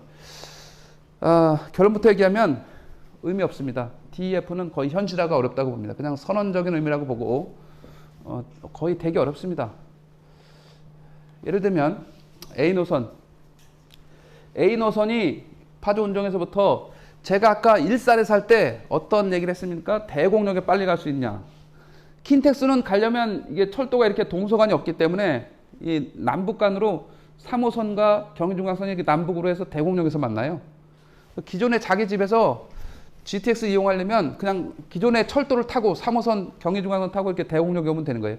자, 대곡역에서 셉니다. 대곡 다음에 여기 창릉역, 고향 창릉 신도시에 여기 하나 만들어져요. 대곡, 창릉, 연신내, 서울역, 삼성역 이렇게 얘기한 거야 아까. 그래서 어디에 살면 좋겠다? 대곡역에서 두 정거장 정도. 거기가 마두역이에요. 마두역. 그래서 이들은 30분 만에 이제 온다. 이 얘기가 됩니다. 자, 반대로 남쪽으로 내려가면 화성 동탄에서 작년에 집값이 40% 아파트가 40% 올라간 데가 세 군데 정도가 있어요. 인천의 연수구, 시흥시, 오산시. 아파트 값이 40%가 통계상 40%가 올라갔다는 뜻은 현실에서는 1년 만에 2배가 됐다 생각하시면 돼요. 오산은 이제 두 가지 호재가 있는 거죠. 여기 기흥에서 분당선이 이렇게 안쪽으로 수원으로 가잖아요. 이거를 그냥 일직선으로 내려버려요. 내려서 동탄 거쳐서 오산까지 이렇게 분당선을 내리는 거예요. 그러니까 오산에서 서울을 가겠다 그러면 멀리 갈 필요도 없어요. 동탄까지 뭐 한 두 정거장 만에 동탄에서 와서 동탄에서 이제 GTX를 타요. 예를 들면 하나가 용인 구성, 그다음에 판교, 수서, 삼성. 와, 네 정거장이네요. 그죠? 그럼 화성 동탄에서 삼성역까지 20분인 거죠. 오산에서는 뭐 역시 또 30분 만에 강남에 나타나는 거죠. 그래서 오산이 한 40% 올랐다 이렇게 생각하시면 됩니다. B노선은 인천 송도에서부터 쭉 해서 마석까지 이렇게 갑니다. 자, 그 다음에 C노선은 여기 북쪽에서 양주 덕정에서 이게 이제 동두천까지 올라가겠죠. 쭉 내려옵니다. 자, 다시 한번 보시기 바랍니다. 광운대, 창동은 노원 상계에서 여기가 상계에서 노원역을 중심으로 이제 집중이 될 건데 이 노원역에서 창동역까지 한 정거장이에요. 그래서 창동을 어떻게 하면 걸어갈 수 있느냐, 이거 굉장히 중요한 접근성인데 요 자리가 요 상계동에서 재건축 할 때 이 노원역을 빨리 갈 수 있느냐, 걸어갈 수 있느냐, 이게 하나의 관건이 되고 창동역을 한 정거장으로 가던 걸어갈 수 있느냐, 이거 중요합니다.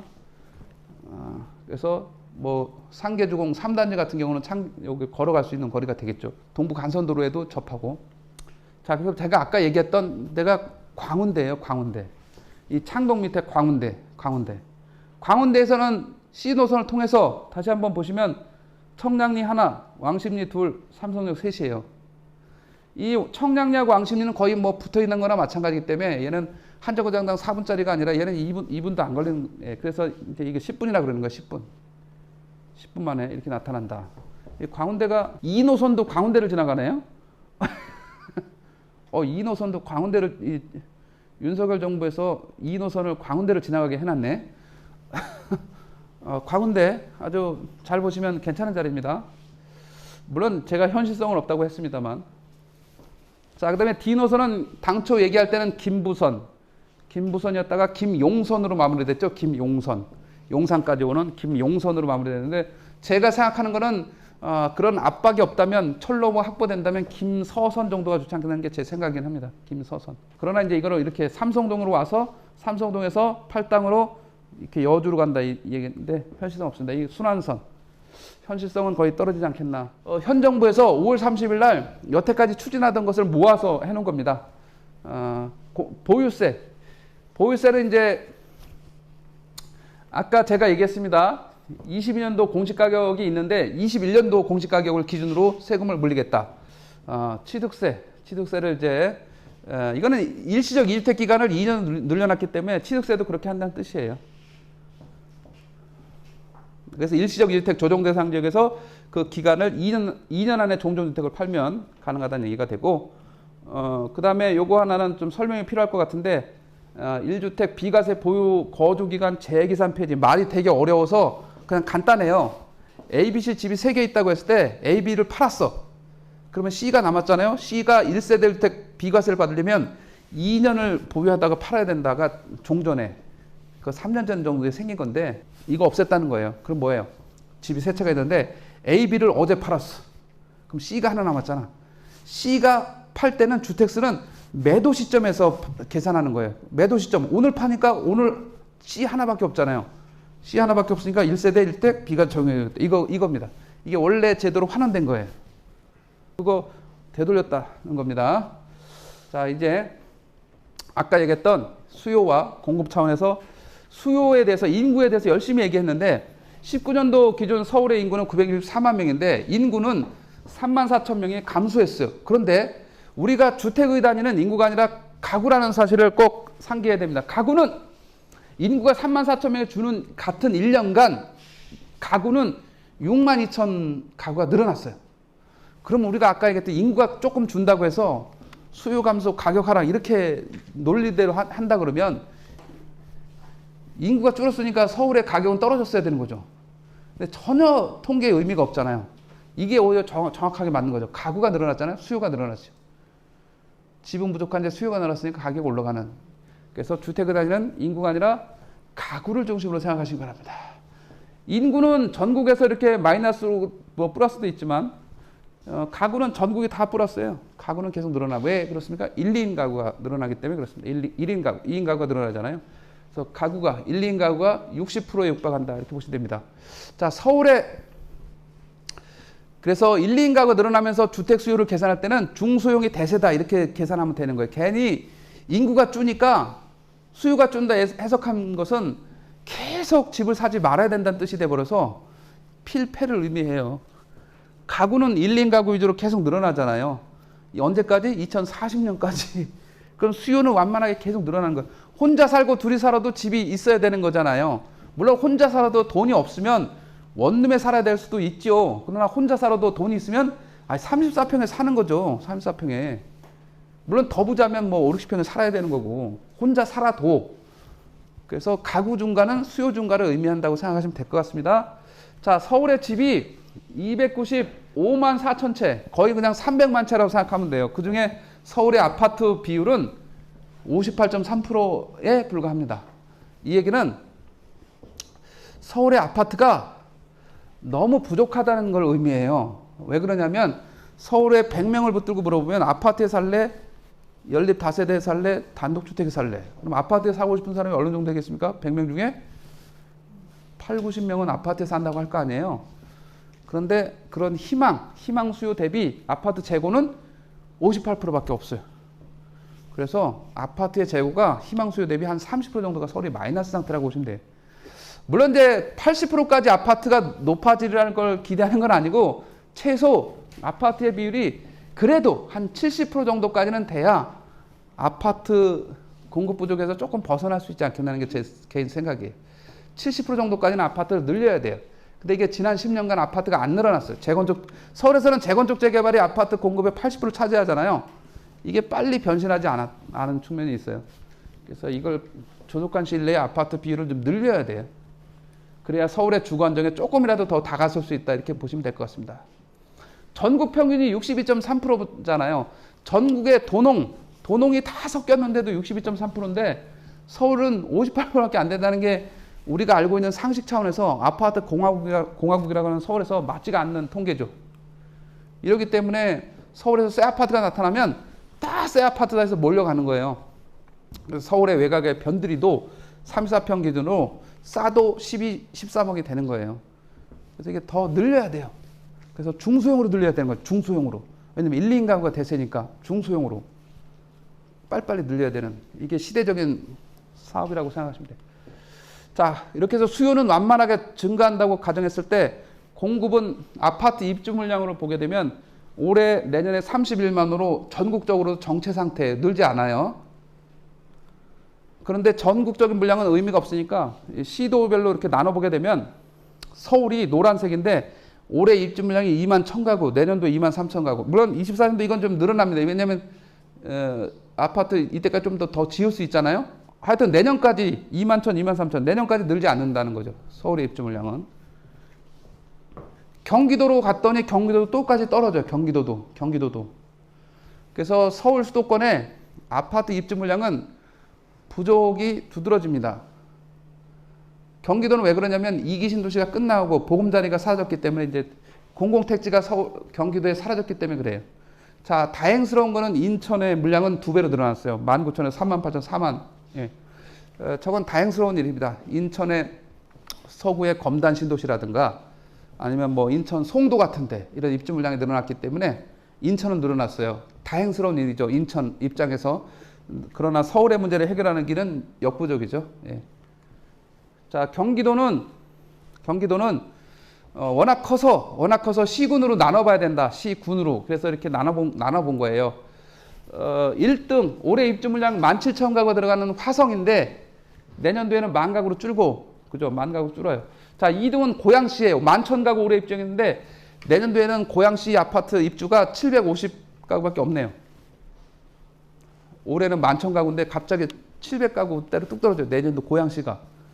그러면 고양 창릉 있지 않냐고 할 것 같은데 고양 창릉은 언제 입주한다? 아직 토지 보상도 안 하고 있으니까 아무리 빨라야 5년 안에 입주하기 바쁘죠.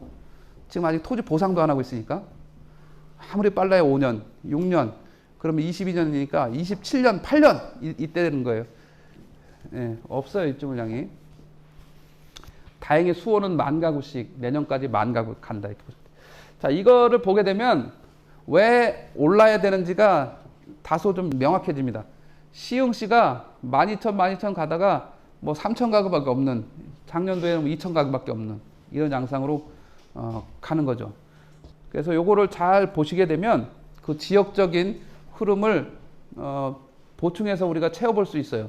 자, 전국 단위 입주 물량인데 지금 이 순간 대구가 제일 어렵잖아요. 대구가 어려울 수밖에 없는 게 통계 자료에 나와요. 보세요. 최근 3, 4년간 14,000, 15,000, 17,000 그러다 올해 20,000가구. 물론 이제 많이 늘어난 거 아니고 조금 늘어났죠. 내년도에는 34,000가구가 대구의 입주 물량이에요. 내년까지 대구는 물량적인 압박 속에 어려워질 수밖에 없어요. 대구는. 내년도에는 34,000 또 늘어나기 때문에. 자, 그 다음에 재밌는 시장이 부산이에요. 올해 26,000이 입주했는데 다소 무거워 보이죠? 무거워 보이지만 부산의 상황을 최근에 3, 4년을 보게 되면 18년도부터 26,000, 27,000, 작년에 17,000, 올해 26,000. 최근 4, 5년간 보게 되면 26,000은 그냥 평균 물량이에요. 그래서 부산이 버티고는 있는 거예요. 최근에 물량이 그렇게 많지는 않기 때문에. 내년도에는 살짝 줄고 24년도는 정확한 통계는 당연히 아닙니다만 또 줄고, 그래서 부산이 근근히 버티고는 있다 이렇게 보시면 될 것 같고요.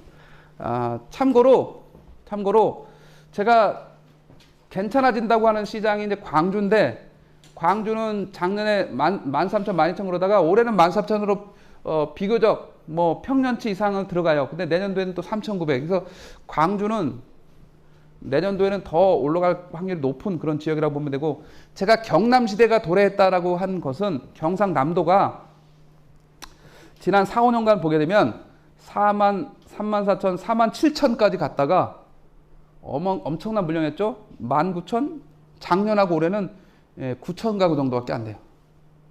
그래서 경남시대, 경상남도의 인구는 부산의 인구와 똑같습니다. 334만 명, 334. 자, 부산은 26,000가구가 들어가는데 경상남도는 9,000가구밖에 안 되는 거예요. 세종시를 왜 아까 시간이 지나면 인구가 유입되고 더 다시 반전돼서 살아날 수 있다고 얘기하냐면, 세종시 입주 물량은 작년에 7,000, 11,000, 5,000, 7,000이었다가 올해 3,200을 올해 일단 줄어요. 절반 이하로 줄어요. 내년도에는 1,400개밖에 안 돼, 세종시가. 그래서 세종시는 내년이 되면 양상이 또 달라져요. 세종시는 내년도에는 1,400가구밖에 안 돼, 입주 물량 자체가. 세종시는. 자, 이거 우리가 아파트 입주 물량 가지고 100% 추이로 확인하는 거는 조금 80% 정도의 영향은 있지만 한계가 있으니까 미분양을 추가해 봅니다. 미분양 제가 아까 얘기했듯이 광주에는 두 채밖에 없어요. 전혀 뭐 이거 가벼워서 날아갈 지경인 거죠. 경기도에서는 아까 안성이 1등을 했어요. 안성. 서울 360가구 많이 늘어나긴 했으나 저거 가지고 누구 코에 붙이겠어요. 그죠? 인천 460가구, 부산 1000가구, 대구 6800가구. 그래서 대구가 입주 물량도 늘어나지만 이 미분양은 꼬리짜요. 꼬리를 보게 되면 이게 그 시장이 무겁나 가볍나 알 수 있잖아요. 대구가 벌써 미분양이 6800개로 늘어났어요. 6800개로 급증하고 있어요. 그래서 대구 시장이 어렵다는 것은 입주 물량도 늘어나지만 미분양도 늘어나고 있기 때문에 대구가 어렵다. 물론 이제 달서구, 동구 이런 위주로 지역적으로 늘어나긴 해요. 예. 자, 그다음에 대전 460, 이건 뭐 울산 300, 이거 의미가 없죠. 강원도 1300가구. 강원도는 제가 강원도 뭐 경남, 전북 올해 좋다 그랬어요. 이 강원도 1300가구의 절반은 어디 있냐면 평창군이에요. 평창군에 거의 600가구가 있어요. 평창군하고 뭐 강릉, 속초, 양양, 강릉하고 춘천, 원주하고 상관이 없잖아요. 자, 경상북도가 여기 포항, 뭐 김천, 1번 포항, 2번 경주, 3번 김천 이런 정도. 그러니까 나머지 거의 부담이 없다 생각하시면 돼요. 그래서 미분양에서 딱 보면 어려워진 시장은 대구하고 경북 정도인데 경북도 특정 지역이에요. 포항과 경주, 김천 요 정도. 그렇게 보면 미분양에서 현재까지 그런 수급에 대한 문제가 터진 곳은 생각보다 많지는 않다. 이렇게 좀 정의를 내려볼 수가 있어요. 자, 다시 한번 정리하면 주택이 아니라 인구가 아니라 가구로 생각해야 되고 1, 2인 가구를 중심으로 해서 34평의 인기는 여전히 유지될 거다. 물론 이제 1인 가구를 위해서 이거 반드시 우리가 서울에서 40제곱미터 이하를 반드시 이제 공급 물량 늘려야 돼요. 이거를 혼자 살고 둘이 살아도 40제곱미터면 곱하기 0.3이면 12평이잖아요. 12평이면 분양평수로 한 18평 이렇게 보시면 된다고. 이거 많이 늘려야 돼요. 왜냐면 1, 2인 가구가 60%가 넘으니까 1인 가구 30%가 넘고요. 이들을 수용할 주택 정책으로 가야 돼요. 수도권 주택 공급은 언제 충분해질까?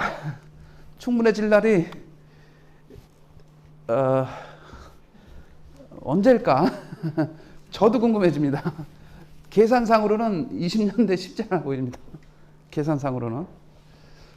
왜 그러냐면 서울의 주택 보급률이 몇 프로일까요? 수도권은 98%인데 서울의 주택 보급률은 95%예요. 이게 20년도 기준. 19년도에는 96%였어요, 그나마. 1%가 떨어졌어요, 서울. 늘어난 게 아니라. 96%에서 97%, 98% 이렇게 올라간 게 아니라 1%가 떨어졌어요, 오히려 보급률이. 서울에서는 부족한 거죠. 자, 3기 신도시는 다시 한번 3기 신도시는 총 30만 호 중에 1차로 발표한 게 17만 3천 가구.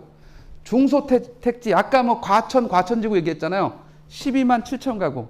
두 개 합쳐서 30만 호예요. 이 12만 7천 가구는 언제, 어느 시절, 어느 정부 때도 다 있었던, 중소택지는 다 있었던 거기 때문에 이것까지 공급이라고 계산해서 할 필요는 굳이 없어요. 이건 언제든지 다 있었던, 조그만 미니 택지는 다 있었던 거기 때문에 이것만 보면 돼요. 신도시급 17만 3천 가구에다가 2차로 발표한 게 이제 광명부터 2차로 발표했잖아요. 광명 7만 가구. 그 다음에 또 발표한 게 2차인 게 있잖아요. 의왕, 금포, 안산, 화성, 진안, 봉담. 요렇게 해서, 자, 요거 2차로 발표한 거 따지면 17만 5천 가구. 기존에 1차로 발표한 게 17만 3천이라고 했잖아요. 두 개 합치면 35만 호 정도가 3기 신도시라고 보면 돼요. 35만 호. 이 35만 원을 가지고 비교해요. 1기 신도시와. 1기 신도시는 분당, 일산, 평촌, 중동 3번. 29만 2천 가구. 그때는 인구가 4천만 명 시절이에요. 이것도 그때 기준으로는 굉장히 많은 물량이죠, 사실은. 자, 더더군다나 이제, 자, 1기와 비교해보고, 자, 2기 신도시. 2기 신도시는 평택, 고덕까지 합치면 수도권에 61만 호예요. 평택, 고덕 빼면 55만 호고.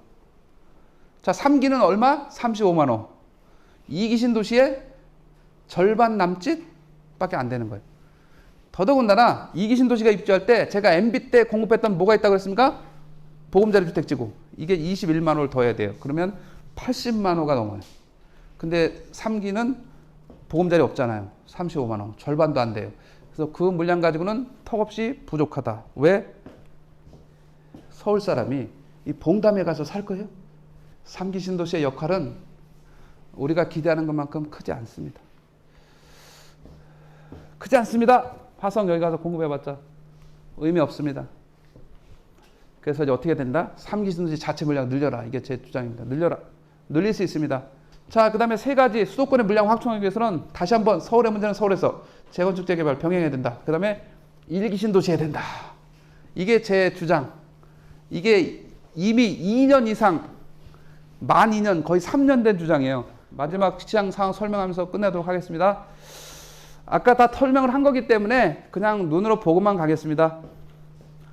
전국적으로 5월 기준입니다. 5월 말 기준으로 보시게 되면 상승률은 4월보다는 약간 높아지긴 했어요. 약간 미세한 차이지만. 그런데 공교롭게도 보게 되면 지방의 상승률이 제일 높아요. 근데 서울 사람들은 수도권이 이렇게 안정되면 지방도 똑같이 따라 움직인다는 착각을 하는 사람들이 많아요. 그게 아니에요. 지금 이 순간은 지방이 제일 상승률이 제일 높아요. 지방이 제일 높다니까요. 서울은 뭐 한 0.17, 0.19니까 둘이 뭐 평균하면 0.18밖에 안 되잖아요. 서울은 대충 상승률이 0.18. 지방 보세요. 아까 잘 나가는 광주 0.69, 강원도 0.81, 전라북도 0.93, 서울은 0.18인데 경상남도 0.5 이렇다니까요. 그래서 그렇게 재단하면 안 됩니다. 제가 아까 설명했었던 그런 지역들이 올라가고 있는 중입니다. 이 지방시대는 오래 유지될 확률이 당연히 높아요. 전세는 여태까지는 매매를 따라갔는데 지금부터 하반기 내년에는 매매 시장이 안정된다면 전세는 이렇게 올라갈 수 있는 여지가 있는 그런 상황이다. 이렇게 보시면 됩니다. 자, 앞으로는 여태까지 설명을 많이 했기 때문에 영향 요인 중에서 여태까지는 1, 2, 3번 공급 부족 유동성 저금리가 끌고 갔다면 이제 3번의 시대가 끝났잖아요. 금리 상승으로 나타났잖아요. 금리 상승으로. 그래서 3번은 이미 이제 끝났어. 이건 해소돼서 끝. 그럼 이제 1, 2번 남았잖아요. 1, 2번을 누가 대적하느냐? 대출 규제. 유동성을 압박하는 거는 대출 규제예요. 유동성, 자금 구매력, 조달 능력을 강하게 압박하는 게 대출 규제잖아. 아까 이 대출 규제가 강력하다 했잖아요. 자, 대출 금리 상승. 이거 치명적입니다, 이제. 그래서 앞으로의 시장은 이 두 가지의 영향력이 막강해집니다. 대출 규제와 금리 인상. 자, 금리 인상은 지금 정확하게 주택담보대출 금리가 4월 말 기준으로 3.90인데 이게 0.1 남았어요. 4% 넘게 되면 1차 조용해지고 이게 5%에 육박하면 급격한 위축으로 시장은 끝난다 이렇게 생각하면 됩니다. 자, 금리가 5%에 육박하면 여태까지 주장했었던 설명한 공급 부족은 아무 의미가 없습니다. 공급이 부족 아예 사질 않기 때문에 이 변수가 의미가 없어집니다. 1, 2번이. 이게 4%를 1차 넘으면 1차 한계. 이제 0.1% 남았어요. 평균 얘기하는 겁니다. 평균 3.9라 그랬잖아요. 3.9. 그래서 주택시장은 금리 하나로 완벽하게 제압돼, 대출 규제로 완벽하게 제압될 날이 멀지 않았다. 이렇게 보시면 됩니다. 자, 추이는 다 꺾이고 있습니다. 매매, 전세 똑같이 이렇게 꺾이고 있습니다. 인천, 경기. 꺾인 지 한 6, 7개월 됐습니다. 사실은. 대구는 심하게 꺾이죠. 심하게. 부산도 꺾이는데 버티고 있는. 자, 이거는 추이지 가격선이 아닙니다. 추이랍니다. 추이. 추이님이 다 꺾였어요. 울산 마찬가지. 자, 제가 아까 했던 경남 버티고 있습니다. 경남 버티죠? 버티고 있습니다. 경상북도도 생각만큼 낙폭이 크진 않아요. 아까 포항이나 경주나 이런 데는 어렵지만 그렇게 생각보다 팍 꺾이진 않아요. 경상북도도. 대전은 이 유성구 서구 위주로 꺾였기 때문에 대세가 꺾였기 때문에. 자, 광주. 아까 광주. 경상남도하고 똑같이 버티고 있잖아요. 예. 그다음에 제주도 버티고 이게 한번 V자 반등 갔다가 올라갔다. 이렇게 해서 자, 이제 마무리합니다. 상승폭 둔화. 큰 틀에서 통계상으로는 소폭 상승이 나타날 겁니다. 그러나 현실에서는 거의 보합 이렇게 보시면 됩니다. 통계상으로는 소폭 상승. 아까 서울 뭐 0.17. 그래봤자 뭐 5, 6개월 합쳐봤자 뭐 한 1%밖에 안 되는 소폭 상승 형태의 상황으로 보시면 될 것 같습니다. 대구는 보합이라고 써놨긴 했는데 내지는 뭐 약보합 정도 이렇게 보시면 될 것 같고, 광주 아까 얘기한 광주가 여기서는 제일 좋습니다. 광주. 자, 지방은 아까 얘기한 대로 그런 4, 5개는 여전히 상승폭이 제일 클 거로 봅니다. 올해 상황에서. 분양시장은 여전히 인기. 전세시장은 아까 얘기한 대로 시간이 갈수록 조금 더 전세시장은 앞으로 조금 더 매매시장이 침체되면 전세시장은 올라가는 이런 양상으로 갈 우려가 농후하다 이렇게 보시면 됩니다. 그게 이겁니다. 서울에 이 빨간색이 전세예요. 자, 매매가 11, 12, 13 이때가 무슨 시절입니까? 하우스 푸어 시절. 대출금리가 5%, 6% 시절. 그래서 제가 5%가 가면 주택시장 그냥 게임 끝난다고 하는 게 이때입니다. 하우스 푸어. 이때 바닥을 기었어. 추위가. 이때 전세는 어떻게? 매매와 전혀 상관없이 급등. 제가 아까 2년 주기라 그랬잖아요. 원래는 여기 2009년 이게 잘려서 그렇지 2009년에 올라갔다 10년, 11년, 13년, 15년 이렇게 2년 주기로 이렇게 갔다. 이렇게 분리된다. 최근에서 동행한 거예요. 최근에서 동행. 전세와 매매가 다시 분리된다로 보면 될 것 같습니다. 내년 이후에 만약에 그런 사태가 나타난다면 이렇게 보시면 될 것 같습니다. 버블인가? 버블에 가깝습니다. 추가 상승 여력은 거의 이제는 각계약진. 아까 설명했던 용산이나 이런 특별한 지역을 빼놓고는 쉽지는 않습니다. 전체가 다 올라가는 시장은 이미 게임 끝났다고 생각하면 되고요. 미래가 높은 지역 위주로만 선별 상승 이렇게 보시면 선별 이제는 각계약진. 전체가 오르는 시대는 끝났다. 각계약진 이렇게 보시면 됩니다. 이렇게 표현은 했으나 이게 하반기 가면서 이 대출금리 상승이 이제 제압을 할 거로 봅니다. 금리 인상 어느 정도까지 두렵습니다. 두렵다는 얘기는 아까 3.9에서 이 미국발 금리가 6월 16일 날 0.5, 0.5 팍팍 뛰면 1% 올라가면 우리도 한국은행에서 쫓아가지 않기를 바랍니다. 한국은행에서 만약에 미국 올린다고 막연하게 막 쫓아서 1% 올리면 우리나라 부동산은 부동산이고 경제 자체가 그냥 끝날 것으로 우려가 됩니다. 지금부터 제일 중요한 것은 한국은행장의 입을 봐야 됩니다. 이 사람이 슬기롭게 대처하느냐가 지금 가장 큰 관건이다. 금리는 올리지 않아야 될 거로 보는데 올려도 최소한으로 됩니다. 안 그러면 거의 심각한 위기. 부동산은 부동산이고 경제 자체도 위기가 처해질 확률이 높다 봅니다. 당분간 그래서 무주택자는 매수 시기는 올해 하반기는 일단 살짝 걸르는 게 좋을 것 같습니다. 하반기는 금리 상승을 지켜보고 내년 초 정도 산다면 내년에 다주택자 물량이 좀 나오고 연초에 5월까지니까 팔아야 될 수 있다면 나오고 이런 상황까지 보면서 내년 초까지는 한 템포 늦춰서 대관망을 보는 것도 적절하지 않겠나 생각해 봅니다. 전세는 아까 얘기한 대로 어려움이 있습니다. 왜냐하면 이제 집을 안 사게 될 거니까 그렇게 되면 이제 전세에 머물러야 되잖아요. 이렇게 해서 시장의 흐름을 예측하고 우리가 대응해야 되지 않겠나 생각이 듭니다. 네, 끝났습니다. 감사합니다. 고맙습니다.